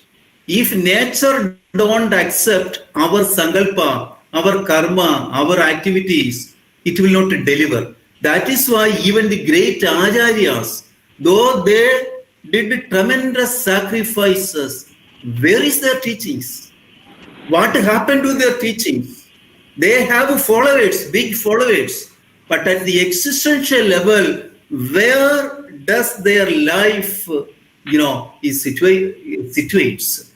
Practice and philosophy, everything. So this dichotomy is to be bridged only when, as you said, this Vedic wisdom is to be reformulated, revised, and relearned in the context of the present age, or if I put it more precisely in the words of Navajyoti Sri Karunagara Guru, in the spirit of Kali Yuga Dharma, the Dharma of this age. And I hope that in this context, Swami Sri Atmananda's endeavor is also, I find that he has also been trying to revise and restructure the Veda, spirit of Vedas, Vedic in accordance with the modern times. Thank you very much for Sriram. Thank you. Next speaker, because we are running to the time. Thank you. Thank you. So we are running ahead of time. Therefore, we have next Ms. Padma Tulasi, and I request her to finish in 10 minutes. Therefore, I have to entertain one more speaker. Otherwise, she may not be available in the afternoon. She is Vishnu Priya, and therefore I request Padma Tulasi to finish in 10 minutes. Please carry on. Namaste, everybody. Am I audible? Hello? Yes. Audible. Okay. So I will try to finish in 10 minutes, 12 minutes maximum. Yatra Yogeshwara Krishno, Yatra Partho, Dhanurtaraha, Tatra Sredvichayo Bhutir, Dhruvanitir Matarmama. I would like to begin my talk on the note that wherever there is seeking, there shall be guidance, and also there shall be goodness, victory, glory, and dharma. This is my firm conviction. Today, I'm going to talk about an individual in a post-pandemic scenario. When I saw the topic that Gopinathji shared, the first thing that caught my attention was the oxymoron new normal. These two apparently contradictory words, new and normal, have come together in conjunction to convey that things are going to be different and there is going to be a new normal that most speakers have already said. But before we go to new normal, what was normal? With the advent of welfare state and utilitarianism, survival was not in question for most. And with basic needs taken care of, comforts were normal. Comforts like most people being able to afford a television set or a mobile phone for that matter. And with advent of industrialization, IT and booming economies, there were better employment opportunities and consumerism was also normal. Then came the pandemic or the COVID-19 disease, and it has changed a lot. Actually speaking, this pandemic is not entirely new to human race. The first recorded was some 5,000 years back, and then we have seen Antony plague, Justinian plague, or bubonic plague, where the death toll was almost about 200 million. And more recently, we have seen swine flu and Ebola. However, the current generation has not encountered anything like COVID-19. The magnitude of its devastation cannot yet be ascertained for obvious reasons. And all we know is that it has afflicted almost 200 countries. Now, the question at hand is, what has this pandemic done to us? Well, the most obvious and glaring answer is its impact on health, both mental and physical, and also on the economic well-being. As a race, we are dealing with mortality and morbidity in the setting of economic, social, and political disruption. With global recession, people are losing their employment and are heading to debt traps. And with economic reserves depleting, businesses are heading to bankruptcies. And that is going to be, it's very clear that we are going to soon have short-term fiscal shocks and long-term negative shocks. And how do we blunt its impact on the multitude? At another level, coping with the conditions of isolation is having what its effect on human psychology and is building anxiety and worry.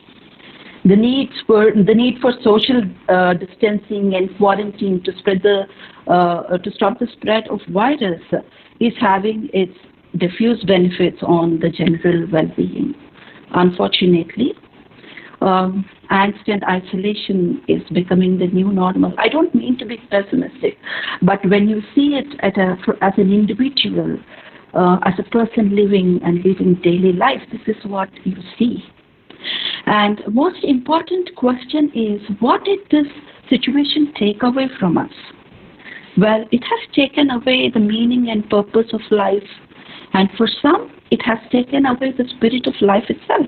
And that is the most dangerous thing to happen. And to answer why, it is difficult to cope with the ordeal that people are going through.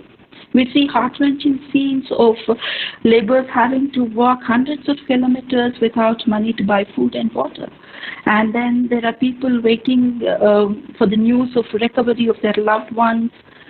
And a lot of such things, very heart-wrenching things that we hear about. But then, while the situation is most grim at hand, the coping mechanism would have been better if, as a race, we have not forgotten to tap into the inner strength at the time of peril. Unfortunately, the collapse of the false sense of security, which was a byproduct of consumerism and lack of mindful living, is not helping the situation. There is also no reference point to understand and to handle a post-pandemic situation of this magnitude. The only alternative is that we should learn to come with good coping mechanisms and to draw strength from the time-tested wisdom of our scriptures. It is an acknowledged fact that when scriptures are fully understood and applied to life, they give us strength and wisdom to fight whatever be the situation. Let us look at Bhagavad Gita, the eternal fountain of wisdom. For thousands of years, people from all walks of life have benefited from this scripture. We see the Gita is being used by management gurus, students, seers, and almost everybody benefits from it. One of the most important messages that come from Gita is when Krishna tells Arjuna to stand up and fight. Klaibyam masmadam partha naitatvayupapadhyate shudram hridayadaupalyam kyaptvotishta parantapam. When translated, it says, yield not to cowardice, it is not befitting of you. Get rid of this weakness of heart and stand up, you scorcher of enemies. I'm using the translations of Swami Sri Atmanandaji. He is my guru. In life, a positive perspective is very important when it comes to questions like, should we allow this pandemic to deter us? Are we going to actively engage in building a better future? I know these things are easier said than done at various levels, but the human will is also very strong. Life throws a lot of challenges at us right from the very beginning. For instance, when a baby is born, taking the first breath itself is a challenge. And then to fight the gravity, to stand up and to walk, that is another major challenge. And these challenges go on. So does it mean that we give up? Let us respond to the call that Krishna has given, and together let us fight. At this point, I would like to mention that unfortunately there was another normal that I have not touched upon so far. Somewhere along the course of life, man has lost his connection to the very source of his strength, the strength that comes from deep connection to his roots and his inner self. Because of this, people are losing their balance when faced with even smallest deviation from what they consider to be normal. Like if you look at in cities, youth are getting into depression because they are not allowed to go to parties. In villages, I hear news, a lot of people are committing suicides because they are unable to lay their hands on toddlers, and adults are getting into depression and anxiety because they are unable to cope, they are unable to stay home to be in compliance with the rules of isolation and social distancing. It is not that I overlook the fact that man is a social being and that life can be very tough at times. But it is my intention to point out that man is losing his inner strength and resilience as he is leading a life of delusion. Ichcha dvesha samutvena dvandva mohena bharata sarva bhutani sammoham sarge yanti parantapa. Arjuna, right from their birth, all beings are deluded, and due to attraction, repulsion, confusion, and attachment. Unique gift of Gita is its technique of Buddhi Yoga, or the yoga of intellect. It is a fact that man is deluded right from birth and is helplessly drawn into action. However, from Buddhi, if one enters into yoga of action, he can safely navigate his way, and along the course of life, he will definitely reach the stage of fulfillment. Probably some of us might be wondering, should we lead the life of sannyasis, or is Gita advocating asceticism? Far from it. Evam gyatva kritam karma purvairapi mumukshubhihi kuru karmaiva tasmatvam purvai purvataram kritam. Knowing the secret of this truth, the seers have performed action from ancient times. Therefore, Arjuna, you too perform actions likewise. Jnana of Gita is not static, it is dynamic in nature. By applying it to life situations, one can bring about transformation. Gita offers some very important and powerful tips to humanity as to how to lead the life of fulfillment and, importantly, how to be grounded at difficult times. Some of the tips are: lead a life of moderation. Perform one's ordained duties without expecting any rewards. Use the tools of discrimination and sense control to enhance the quality of your life. Eat good food with an understanding of your physical system. Dhyana is extremely important, and Gita tells us how to go about it. It tells us to follow some austerities, to inculcate a sense of surrender at all times, and to always be in the present. Most of these teachings are remaining esoteric, and jnana should be made available to people so they can benefit. It is said that tiny drops make mighty oceans. It is the quality of people that determine our future. Sometimes situations are not in our control, so we have to make sure that we develop the capacity to face the situations and emerge stronger. Time has come for us to pause, evaluate, understand, and introspect. It is clear that things are going to change. There is going to be a new normal, and it is in our hands to use this to our advantage. A butterfly goes through a very difficult time when at the stage of chrysalis. With this much understanding applied to our lives and living, as a race, we are poised for a flight to a better tomorrow. All glory to Gurudev. Namaste.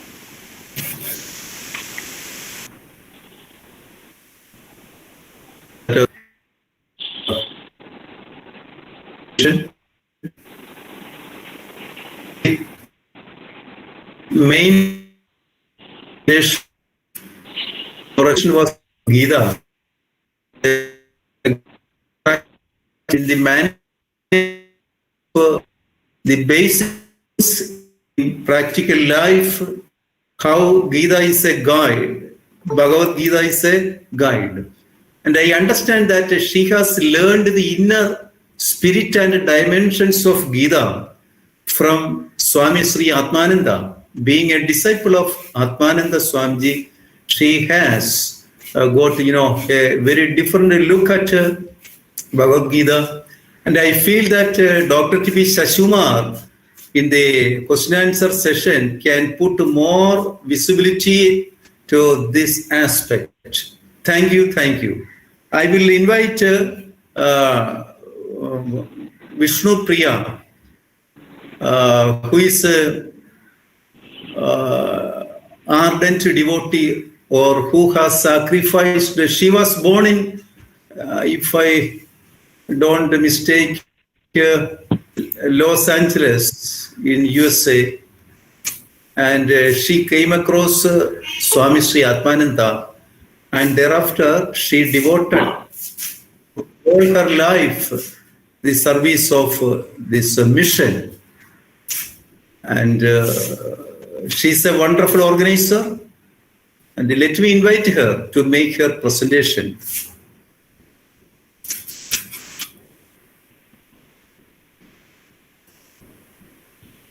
Vishnu Priya? Vishnu Priya, have you left?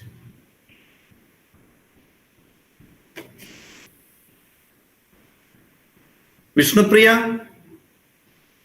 Yeah, she has appeared. Om Namo Bhagavate. Thank you, thank you. You surprised me, Gopinath ji. I'm not prepared to present anything. This is a surprise. So, I'm following two great acts. I have to get myself, okay, here we go. What can I say? I have a lot to say and I have nothing to say. I think the main thing that I am appreciating is the Governor Ji, how he started us in this. We are coming to a normal. And for me, my embrace is of nature, of the matter side. And when I hear all of us talking about how we're going to come out of this situation, I see us looking at this situation in a state of duality. And I'm going to try to make this brief. I have no notes. I didn't prepare anything, but I'll just share this one thought with everybody. So if we look at something as before and after, or if we look at something as this was that way and now it needs to be this way, or this was wrong or now it's going to be right, we are caught up in a cycle of duality. And we're going to continue in that state of duality unless we go within and shift our own consciousness. And until we shift our own consciousness within, as everyone has spoken about, I don't need to go into why we need to do that. Everybody has talked about it and it's been beautiful. Come closer to nature. Nature is unity. Nature is not conflict. I mean, there's conflict within nature, but nature is a unity. So what I'm saying is we, in our thinking and in our beings as spiritual beings, we are leading the way. We are the leaders here. And we need to go into our consciousness and be still and share our hearts with what is outside of us. Because what is outside of us is the same thing that's within us. And I'm going to come to the coronavirus now. Viruses are everywhere. We are breathing them all the time. And coronavirus, like Swamiji said, my guru, Swami Sri Ramananda, nothing new has ever come. We all know that as spiritual beings. Nothing can ever be said that's new. It's all there. Coronavirus was also there. Now it's gone rampant. Maybe it was a solar eclipse, whatever happened, but an imbalance in the elemental structure. But I'm going to call it evolution. This is evolution. There's not a before and after. There's not a duality to this. And when we embrace the unity within us, we can respond to the unity in the universe, and that's going to shift the balance in the nature plane, in the plane of matter. So, like I said, I didn't prepare anything, but these are my thoughts, and this is really what I'm saying. And I, what Tulasi spoke, and everyone, Carlos Guzman, Shivaram, and of course Swamiji, there are two tracks of life, spirit and matter. We need to harmonize these, as Swamiji spoke last night. They need to be in harmony. And once they're in harmony, when our spirit comes forth, when we are strong in spirit, we have the base of awareness, and we can go back to nature and embrace it as one with us. And when we do that, we're going to be able to march on a path that is in harmony with nature. And then everything we do, whether it is farming, because conventional farming is a duality, it is an attack. It is a let's kill this and spray this and do everything because this is our enemy. And that just creates a cycle of reaction that is destructive, that is a duality cycle. So we need to get out of that. And we're the spiritual beings, we're the leaders, and we can take those steps.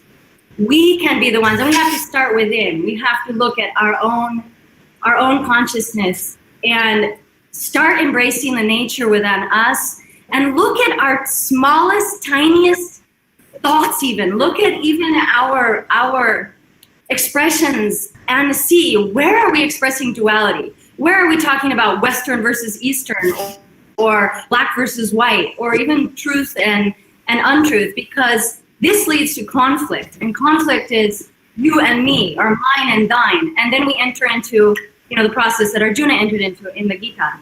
So anyway, we just look at each of those things. We start within, and we can also start reaching out and touching nature and feeling that nature is unity. Nature is brilliant. Nature is beautiful. And nature is not a fool to create a coronavirus. Nature, like our Governor Ji said, nature is the great leveler. So nature knows what it's doing, and we need to get with nature. And the way we can do that without drowning in nature, without being submerged in matter, is by expanding our spirit. And that's what Swamiji spoke about last night. The spirit needs to come to the forefront. We need to have that jnana, like what Tulsi was speaking about. So when we have that, then we can be strong, and we can embrace nature and touch each other and touch nature and engage with it, and we can be in that more state of unity. And then we will help the collective consciousness. We won't be running from a coronavirus and saying, kill it, hide from it, run it. I mean, we have to do all those things now. The coronavirus is dangerous. I mean, at this point that we've come to. But we need to shift the whole paradigm. We need to shift the whole cycle. And the way we can do that is these steps that everyone has spoken about so beautifully. I don't need to go into all those. But we really need to do that and embrace nature, because coronavirus, all these, bacteria, viruses, fungi, they're everywhere. They're all in our body. And when we have a lot of them, we are healthy and strong. So once we can embrace the nature and begin to be in harmony with nature, we can flow, we can feel the brilliance of nature, we won't lose our spirit. And so that's, I think, what we're talking about. And all these examples everyone has given, these step-by-step examples to go closer to spirit, to go and manifest that spirit piece by piece, to go back into ourselves. And Eastern philosophy, Eastern, the richness of the Vedas and Gita, That's our guide. That's what can take us to that step of spirit and bring us back to nature. So this is my 2 cents.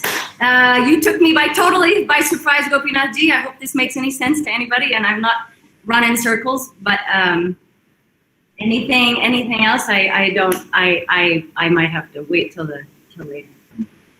All glory to Gurudev. Thank you, Vishnu. Namaste. Thank you, Vishnu. So you pointed out that way of life deviating from nature, Mother Nature, has brought all these calamities, and a way of life in conformity with Mother Nature can save us, as all these scriptures say. Thank you. So now it is a time for discussion.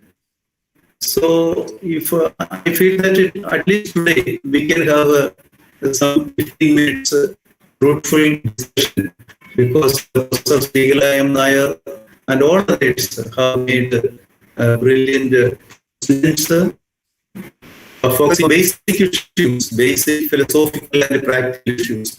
Therefore, please come forward for discussion.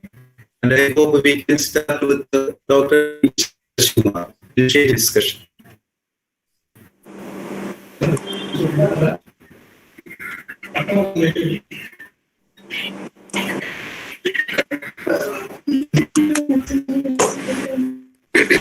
So could you hear me? Dr. P. Shashimar, could you hear me? Yes, I am here, but I think it's the option for people to ask some questions and the speakers should answer. I think we have been hearing on the spiritual, materialistic, Vedantic socialism, mixing with the Gita. I think conceptually all of them gets into one point. Are they different? Are they same? Are they have to be seen separate? Or is it all in our manas? Is it more a psychological feeling than describing it into different pockets?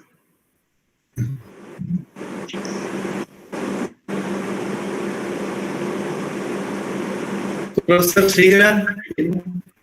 The ecological predicament, humanistic crisis, ecological dharma.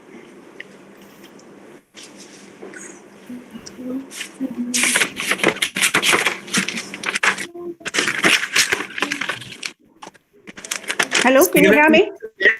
Please. Please. The question was said to me. Hello? Hello? Was the question said to me?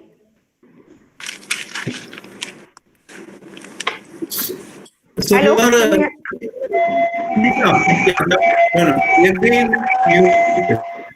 Hello? Now we can hear. Yeah. Now we can hear. Yeah. What was the question? Like, was the question said to me? But the question, Shashimar made some general observation regarding today's presentation. Yeah. All right. No specific question. All right.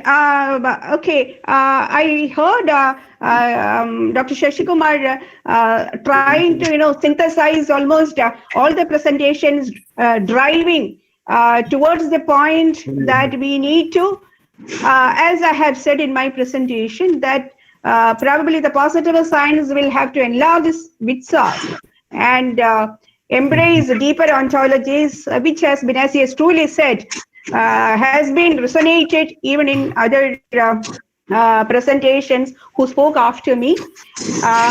So towards the close of my presentation, what I have tried to point out was that some of the breaking points from the positive science in the post-COVID era would be that the scientists will have to embrace the view that life is the source of matter and consciousness is not generated from brain but only uses brain for its manifestation, And there is, as the last speaker has beautifully said, that there is what is called unity in nature. And I also have tried to point out that this piecemeal address to nature has been all wrong. And to understand the nature rather than knowing nature seemed to be the need of the hour. And now both the biologists and the physicists are being made aware that science can no more function with the present ontological constraints that the positive science has embraced, and they need to necessarily widen its vistas. And then what I have done is, in my presentation, I have tried to give an Indian model of how to do science, particularly, the Nalanda model of doing science. And, that present timings wouldn't permit me to speak how philosophy has been anchored and around which the science disciplines were also flourished. There were alchemists, there were physicists in Nalanda who were primarily philosophers and then scientists. So philosophy was at the axis and in and around which the sciences were developed. Probably that could be adopted as the new model for practicing science. Yes, thank you. Dr. Surendra Singh Pokarna has made an observation to Sheila and Nair. He says, time has come. We examine the methodology of science and its limitations. Pardon? What are the limitations of scientific methods? He is making the observation, time has come, we critically examine the methodology of science and its limitations to be addressed in these modern issues. I think, I am all in praise for its methodology. Actually, what probably he meant was that it is not the methodology. The episteme is perfect in science, and that is how we have been receiving the fruits of it. But what is its constraint is the ontological purview. They restrict its ontology to its materialist concept, and that probably is the constraint. Once they open up to deeper ontologies, and the method will eventually get changed. Probably that is what he is trying to arrive at. If you have a materialist ontology, well, then the empirical scientific methods will be in employment. But if you bring in consciousness at the center, at the axis, well, then the methods will also change. You will have non-local mode of information, and where locality has been thrown off, and you embrace ajadivada or the non-creation at a different realm altogether, and all this will bring in and will be brought in, and there will be methods, a changed modus operandi altogether. So that is it. So it is the ontology which has to be changed. As far as the empirical science is concerned, the present method is perfect. Yes. Thanks a lot. Pardon? Thanks a lot. Am I audible? Yeah. This is Varadalakshmi Panda from Presidency University, Kolkata. So my question is, sir, to Madam Vishnupriya, and I really appreciate the talk where we think that it's the time to be united with nature. But the question is that, as she said, that to maintain a balance, harmony with nature by embracing nature. Okay, so problems arise in human nature because there is a miscommunication is being happening with nature. The problem here is that to have that proper communication, what sort of consciousness we need, or how the present consciousness in human life can be developed. Especially here, I would like to focus on the life of a common man who is actually surviving for his daily survival and fighting with lot of things. So how this consciousness can be developed to be united with nature and to maintain a happy and balanced life? Thank you. Thank you. Please answer. Boradaji, yes, beautiful question. Thank you. There are a few things I'll share. One is that as Swamiji spoke last night, I don't know if you were on the talk last week, but Swami Sri Atmanandaji, who's my guru, I'm here with them, with us all in this ashram. Here he is, right here. So last night, he spoke about 1% of the population, 1% needs to come to a state of expanded consciousness, and it will affect the whole consciousness on earth. So if we can, as spiritual beings, reach that state, if we can do our duty, we are responsible because we have been graced and blessed, and we've come to a stage in our life where we're even on this webinar. It means our consciousness is expanded. So if we can come and we can do our duty and continue to do the work in consciousness that's needed to expand our spirit, and that's what Swami was saying last night. There's two tracks. There's matter and spirit. These are not, they are interdependent. They're interconnected. They're not separate. But we have neglected the spirit. So we need to focus on spirit and expanding our spirit so that we do not drown in experience. If we are in experience and we're drowned and submerged, we're veiled. We can't see anything and we cannot connect with nature. We won't be able to know it. We just, oh, that's a tree there, and yeah, so what? We go on our work and go on our duty. So we're not thinking actually for the whole humanity right now. We cannot. We don't have time, and we do not have the space or the capacity. We have to first focus on ourselves, and we're doing this not only for ourselves, but because we have a love of humanity in our hearts. We feel for the whole earth, and we feel for humanity. Otherwise, we would not be having this conference, and you would not be on the call. Nobody would be. So we are here because we feel this. And first thing is, we need to expand our spirit. We need to practice. And there's numerous things, so many people have said for that, but my path is Bhagavad Gita. And it's a step-by-step path to look at where are your identifications? Where are you identified to the result of something or to the process or as a doer, yeah, it's me doing this thing. We have to come out from that, and it's not easy. That's why in Gopinathji's or whoever wrote that conference theme notes, they wrote, this, we need each other. This is not going to be easy. And that's what, to me, that's what that meant. We have to join together. And one person helps another. When my consciousness is expanded and I'm sitting next to you, you can feel something. You can feel a calmness, or you can feel some expanded, or you can feel something if you're just slightly tuned in. And that's what we're talking about. We're not talking about a common man, but we are doing this for the whole humanity. So our work is individual, and it will spread outward. And it's in these two tracks, first with spirit. Now, there are a few things that, like I do. And I was raised in the West. And I was blessed. I was raised by parents who showed me God and nature.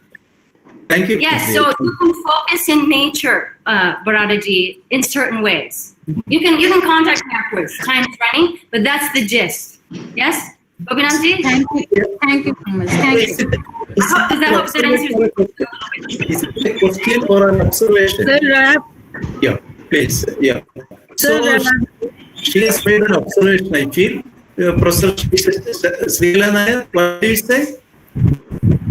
Seshkumar sir, she made an observation, right? Yeah. sir, I have a question. Yeah, please ask. To whom you are asking? Sir, I'm asking Professor Sivram. Okay. This is Dr. Jayanti from JDMC University of Delhi. Sir, I just have a simple clarification. You talk about the 5 chakras, Pranamaya Kosh, Vigyanmaya Kosh. Can we change the order? Like you start with Annamaya Kosh. So can we start with Manmaya Kosh, or can we change the order, not in a circular way, other way around? Is it possible? I just need a... Namaste, Professor Ji. What I think is, it is not a question of whether we can change the, steps, or instead of cycling, we can do something else. I think it is absolutely up to the context that we apply that particular principle or the concept. What context we are applying. If you look at each of these koshas, Annamaya Kosha, within Annamaya Kosha, you can apply all the 5 into it. Okay? whatever food you eat, is it giving you the correct vital energy to the prana? Is it making your mind peaceful? Is it, helping your intellect be in delight? Is it helping you harmonize? So you can take that into, say, Vijnanamaya Kosha. Whatever food you eat, is it helping you to attain that knowledge? So each of these, you can apply all the 5. Each of these koshas, you can apply all the 5 koshas. Okay.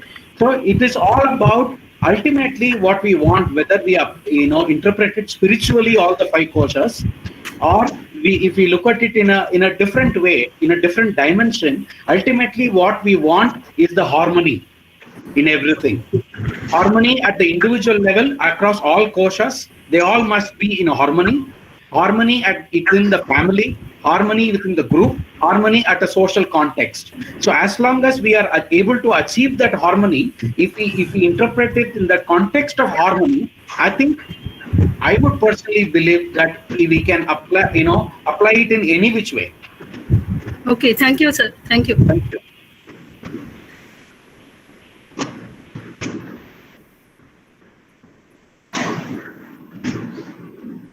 So anybody else wants to put any question?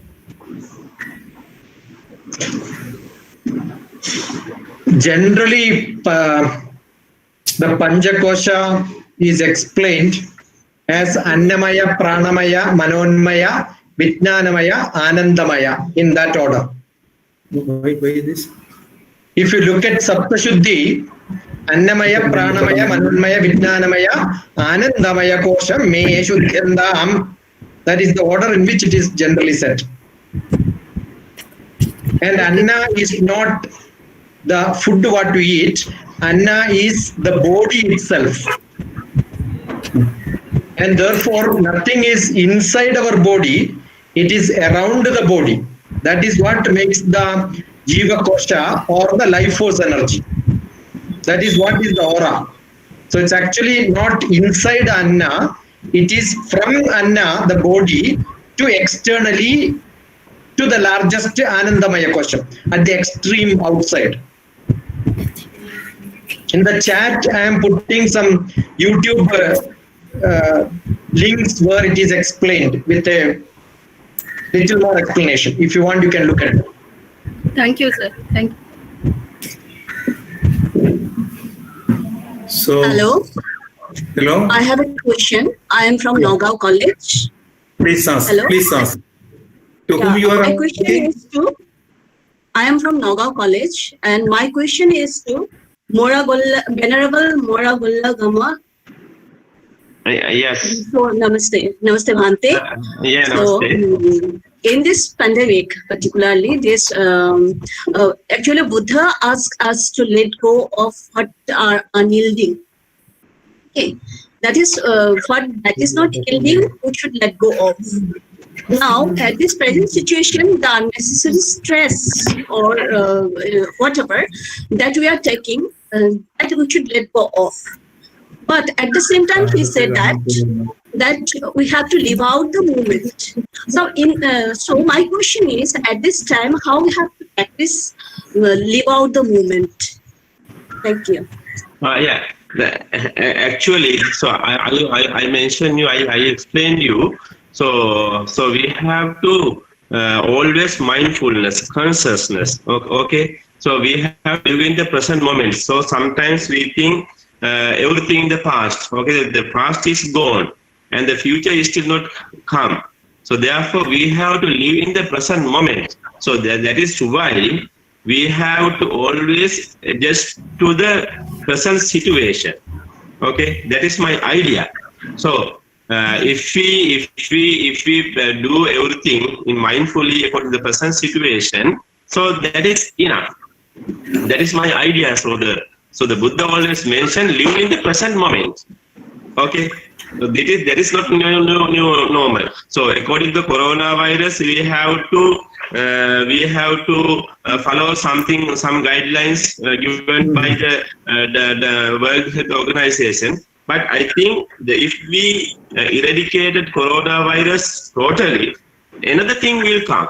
Okay, another thing will come. That is the nature of the world. So we have to face the nature of the world. So therefore, those things we can't eliminate totally in the world. Therefore, whatever happen, whatever challenges come to the world, so we have to face all these things and live in the present moment. Then we can understand the reality of the world. That is my idea. Thank you, Bhante. Yes, thank you, Bhante. Yeah. So if no more question, we will finish this session. Sure, sir. I think today, Dr. Gopinathji, you can have lunch at a right time. So our next session, evening session, will start at 6 p.m. Today we have several other foreign scholars as well as Indian scholars, and we will have a validatory function at 8:45 p.m. and there will be some important announcements also at 8 p.m. So Shashumar sir, shall we close this session? Yeah, I guess we are. Yeah. If no more question, I feel that we will close this session. And immense thanks to each and every scholar who presented, who made rich presentations. Thank you, Venerable Uparadhana. Hope you will join us in Thank you, sir. evening. All of us are requested to join the evening session also. Please. Okay. Yeah. I think we should all thank Gopinathji for this good conduct and the best wrap. The concluding remarks made by him is the most appealing one. Thank you, Gopinathji. Thank you. So we shall meet in the evening. We shall meet in the evening 6 p.m. Thank you all. Thank you. Okay. Thank you very much, sir. Okay. Namaste. Yeah. Thank you.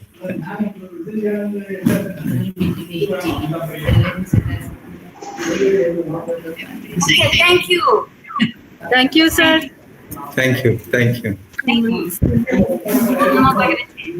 Hello, thank you. Okay. Beyond expectation. Swamiji, so evening, please join us, Swamiji. Yes, I feel this session is beyond our expectation. Such a beautiful presentation and such an in-depth discussion and heart sharing. I'm really am amazed. Swamiji, namaskaram and the greetings of the day. Thank you. Today is Swamiji's birthday. We are all waiting. Every day is Swamiji's birthday. For prasada from you in the evening. Online prasada you can send to us. Online prasada. You all have given me the best birthday gift by bringing together such a galaxy of great scholars and saints. There cannot be a better way to celebrate someone's birthday. I'm so grateful. All our prayers for Swamiji's well-being and long years of contribution, fruitful life, and guidance to others' humanity. Thank you, Swamiji. Evening, I hope you will join us for some time at least. Definitely, I will join. Okay, thank you. Thank you, So, thank you, Asher. See you in the evening. Okay, Shashimar sir. Namaskar. Okay, thank you. We'll see you in the evening. Okay, thank you. Yeah, thanks. Bye.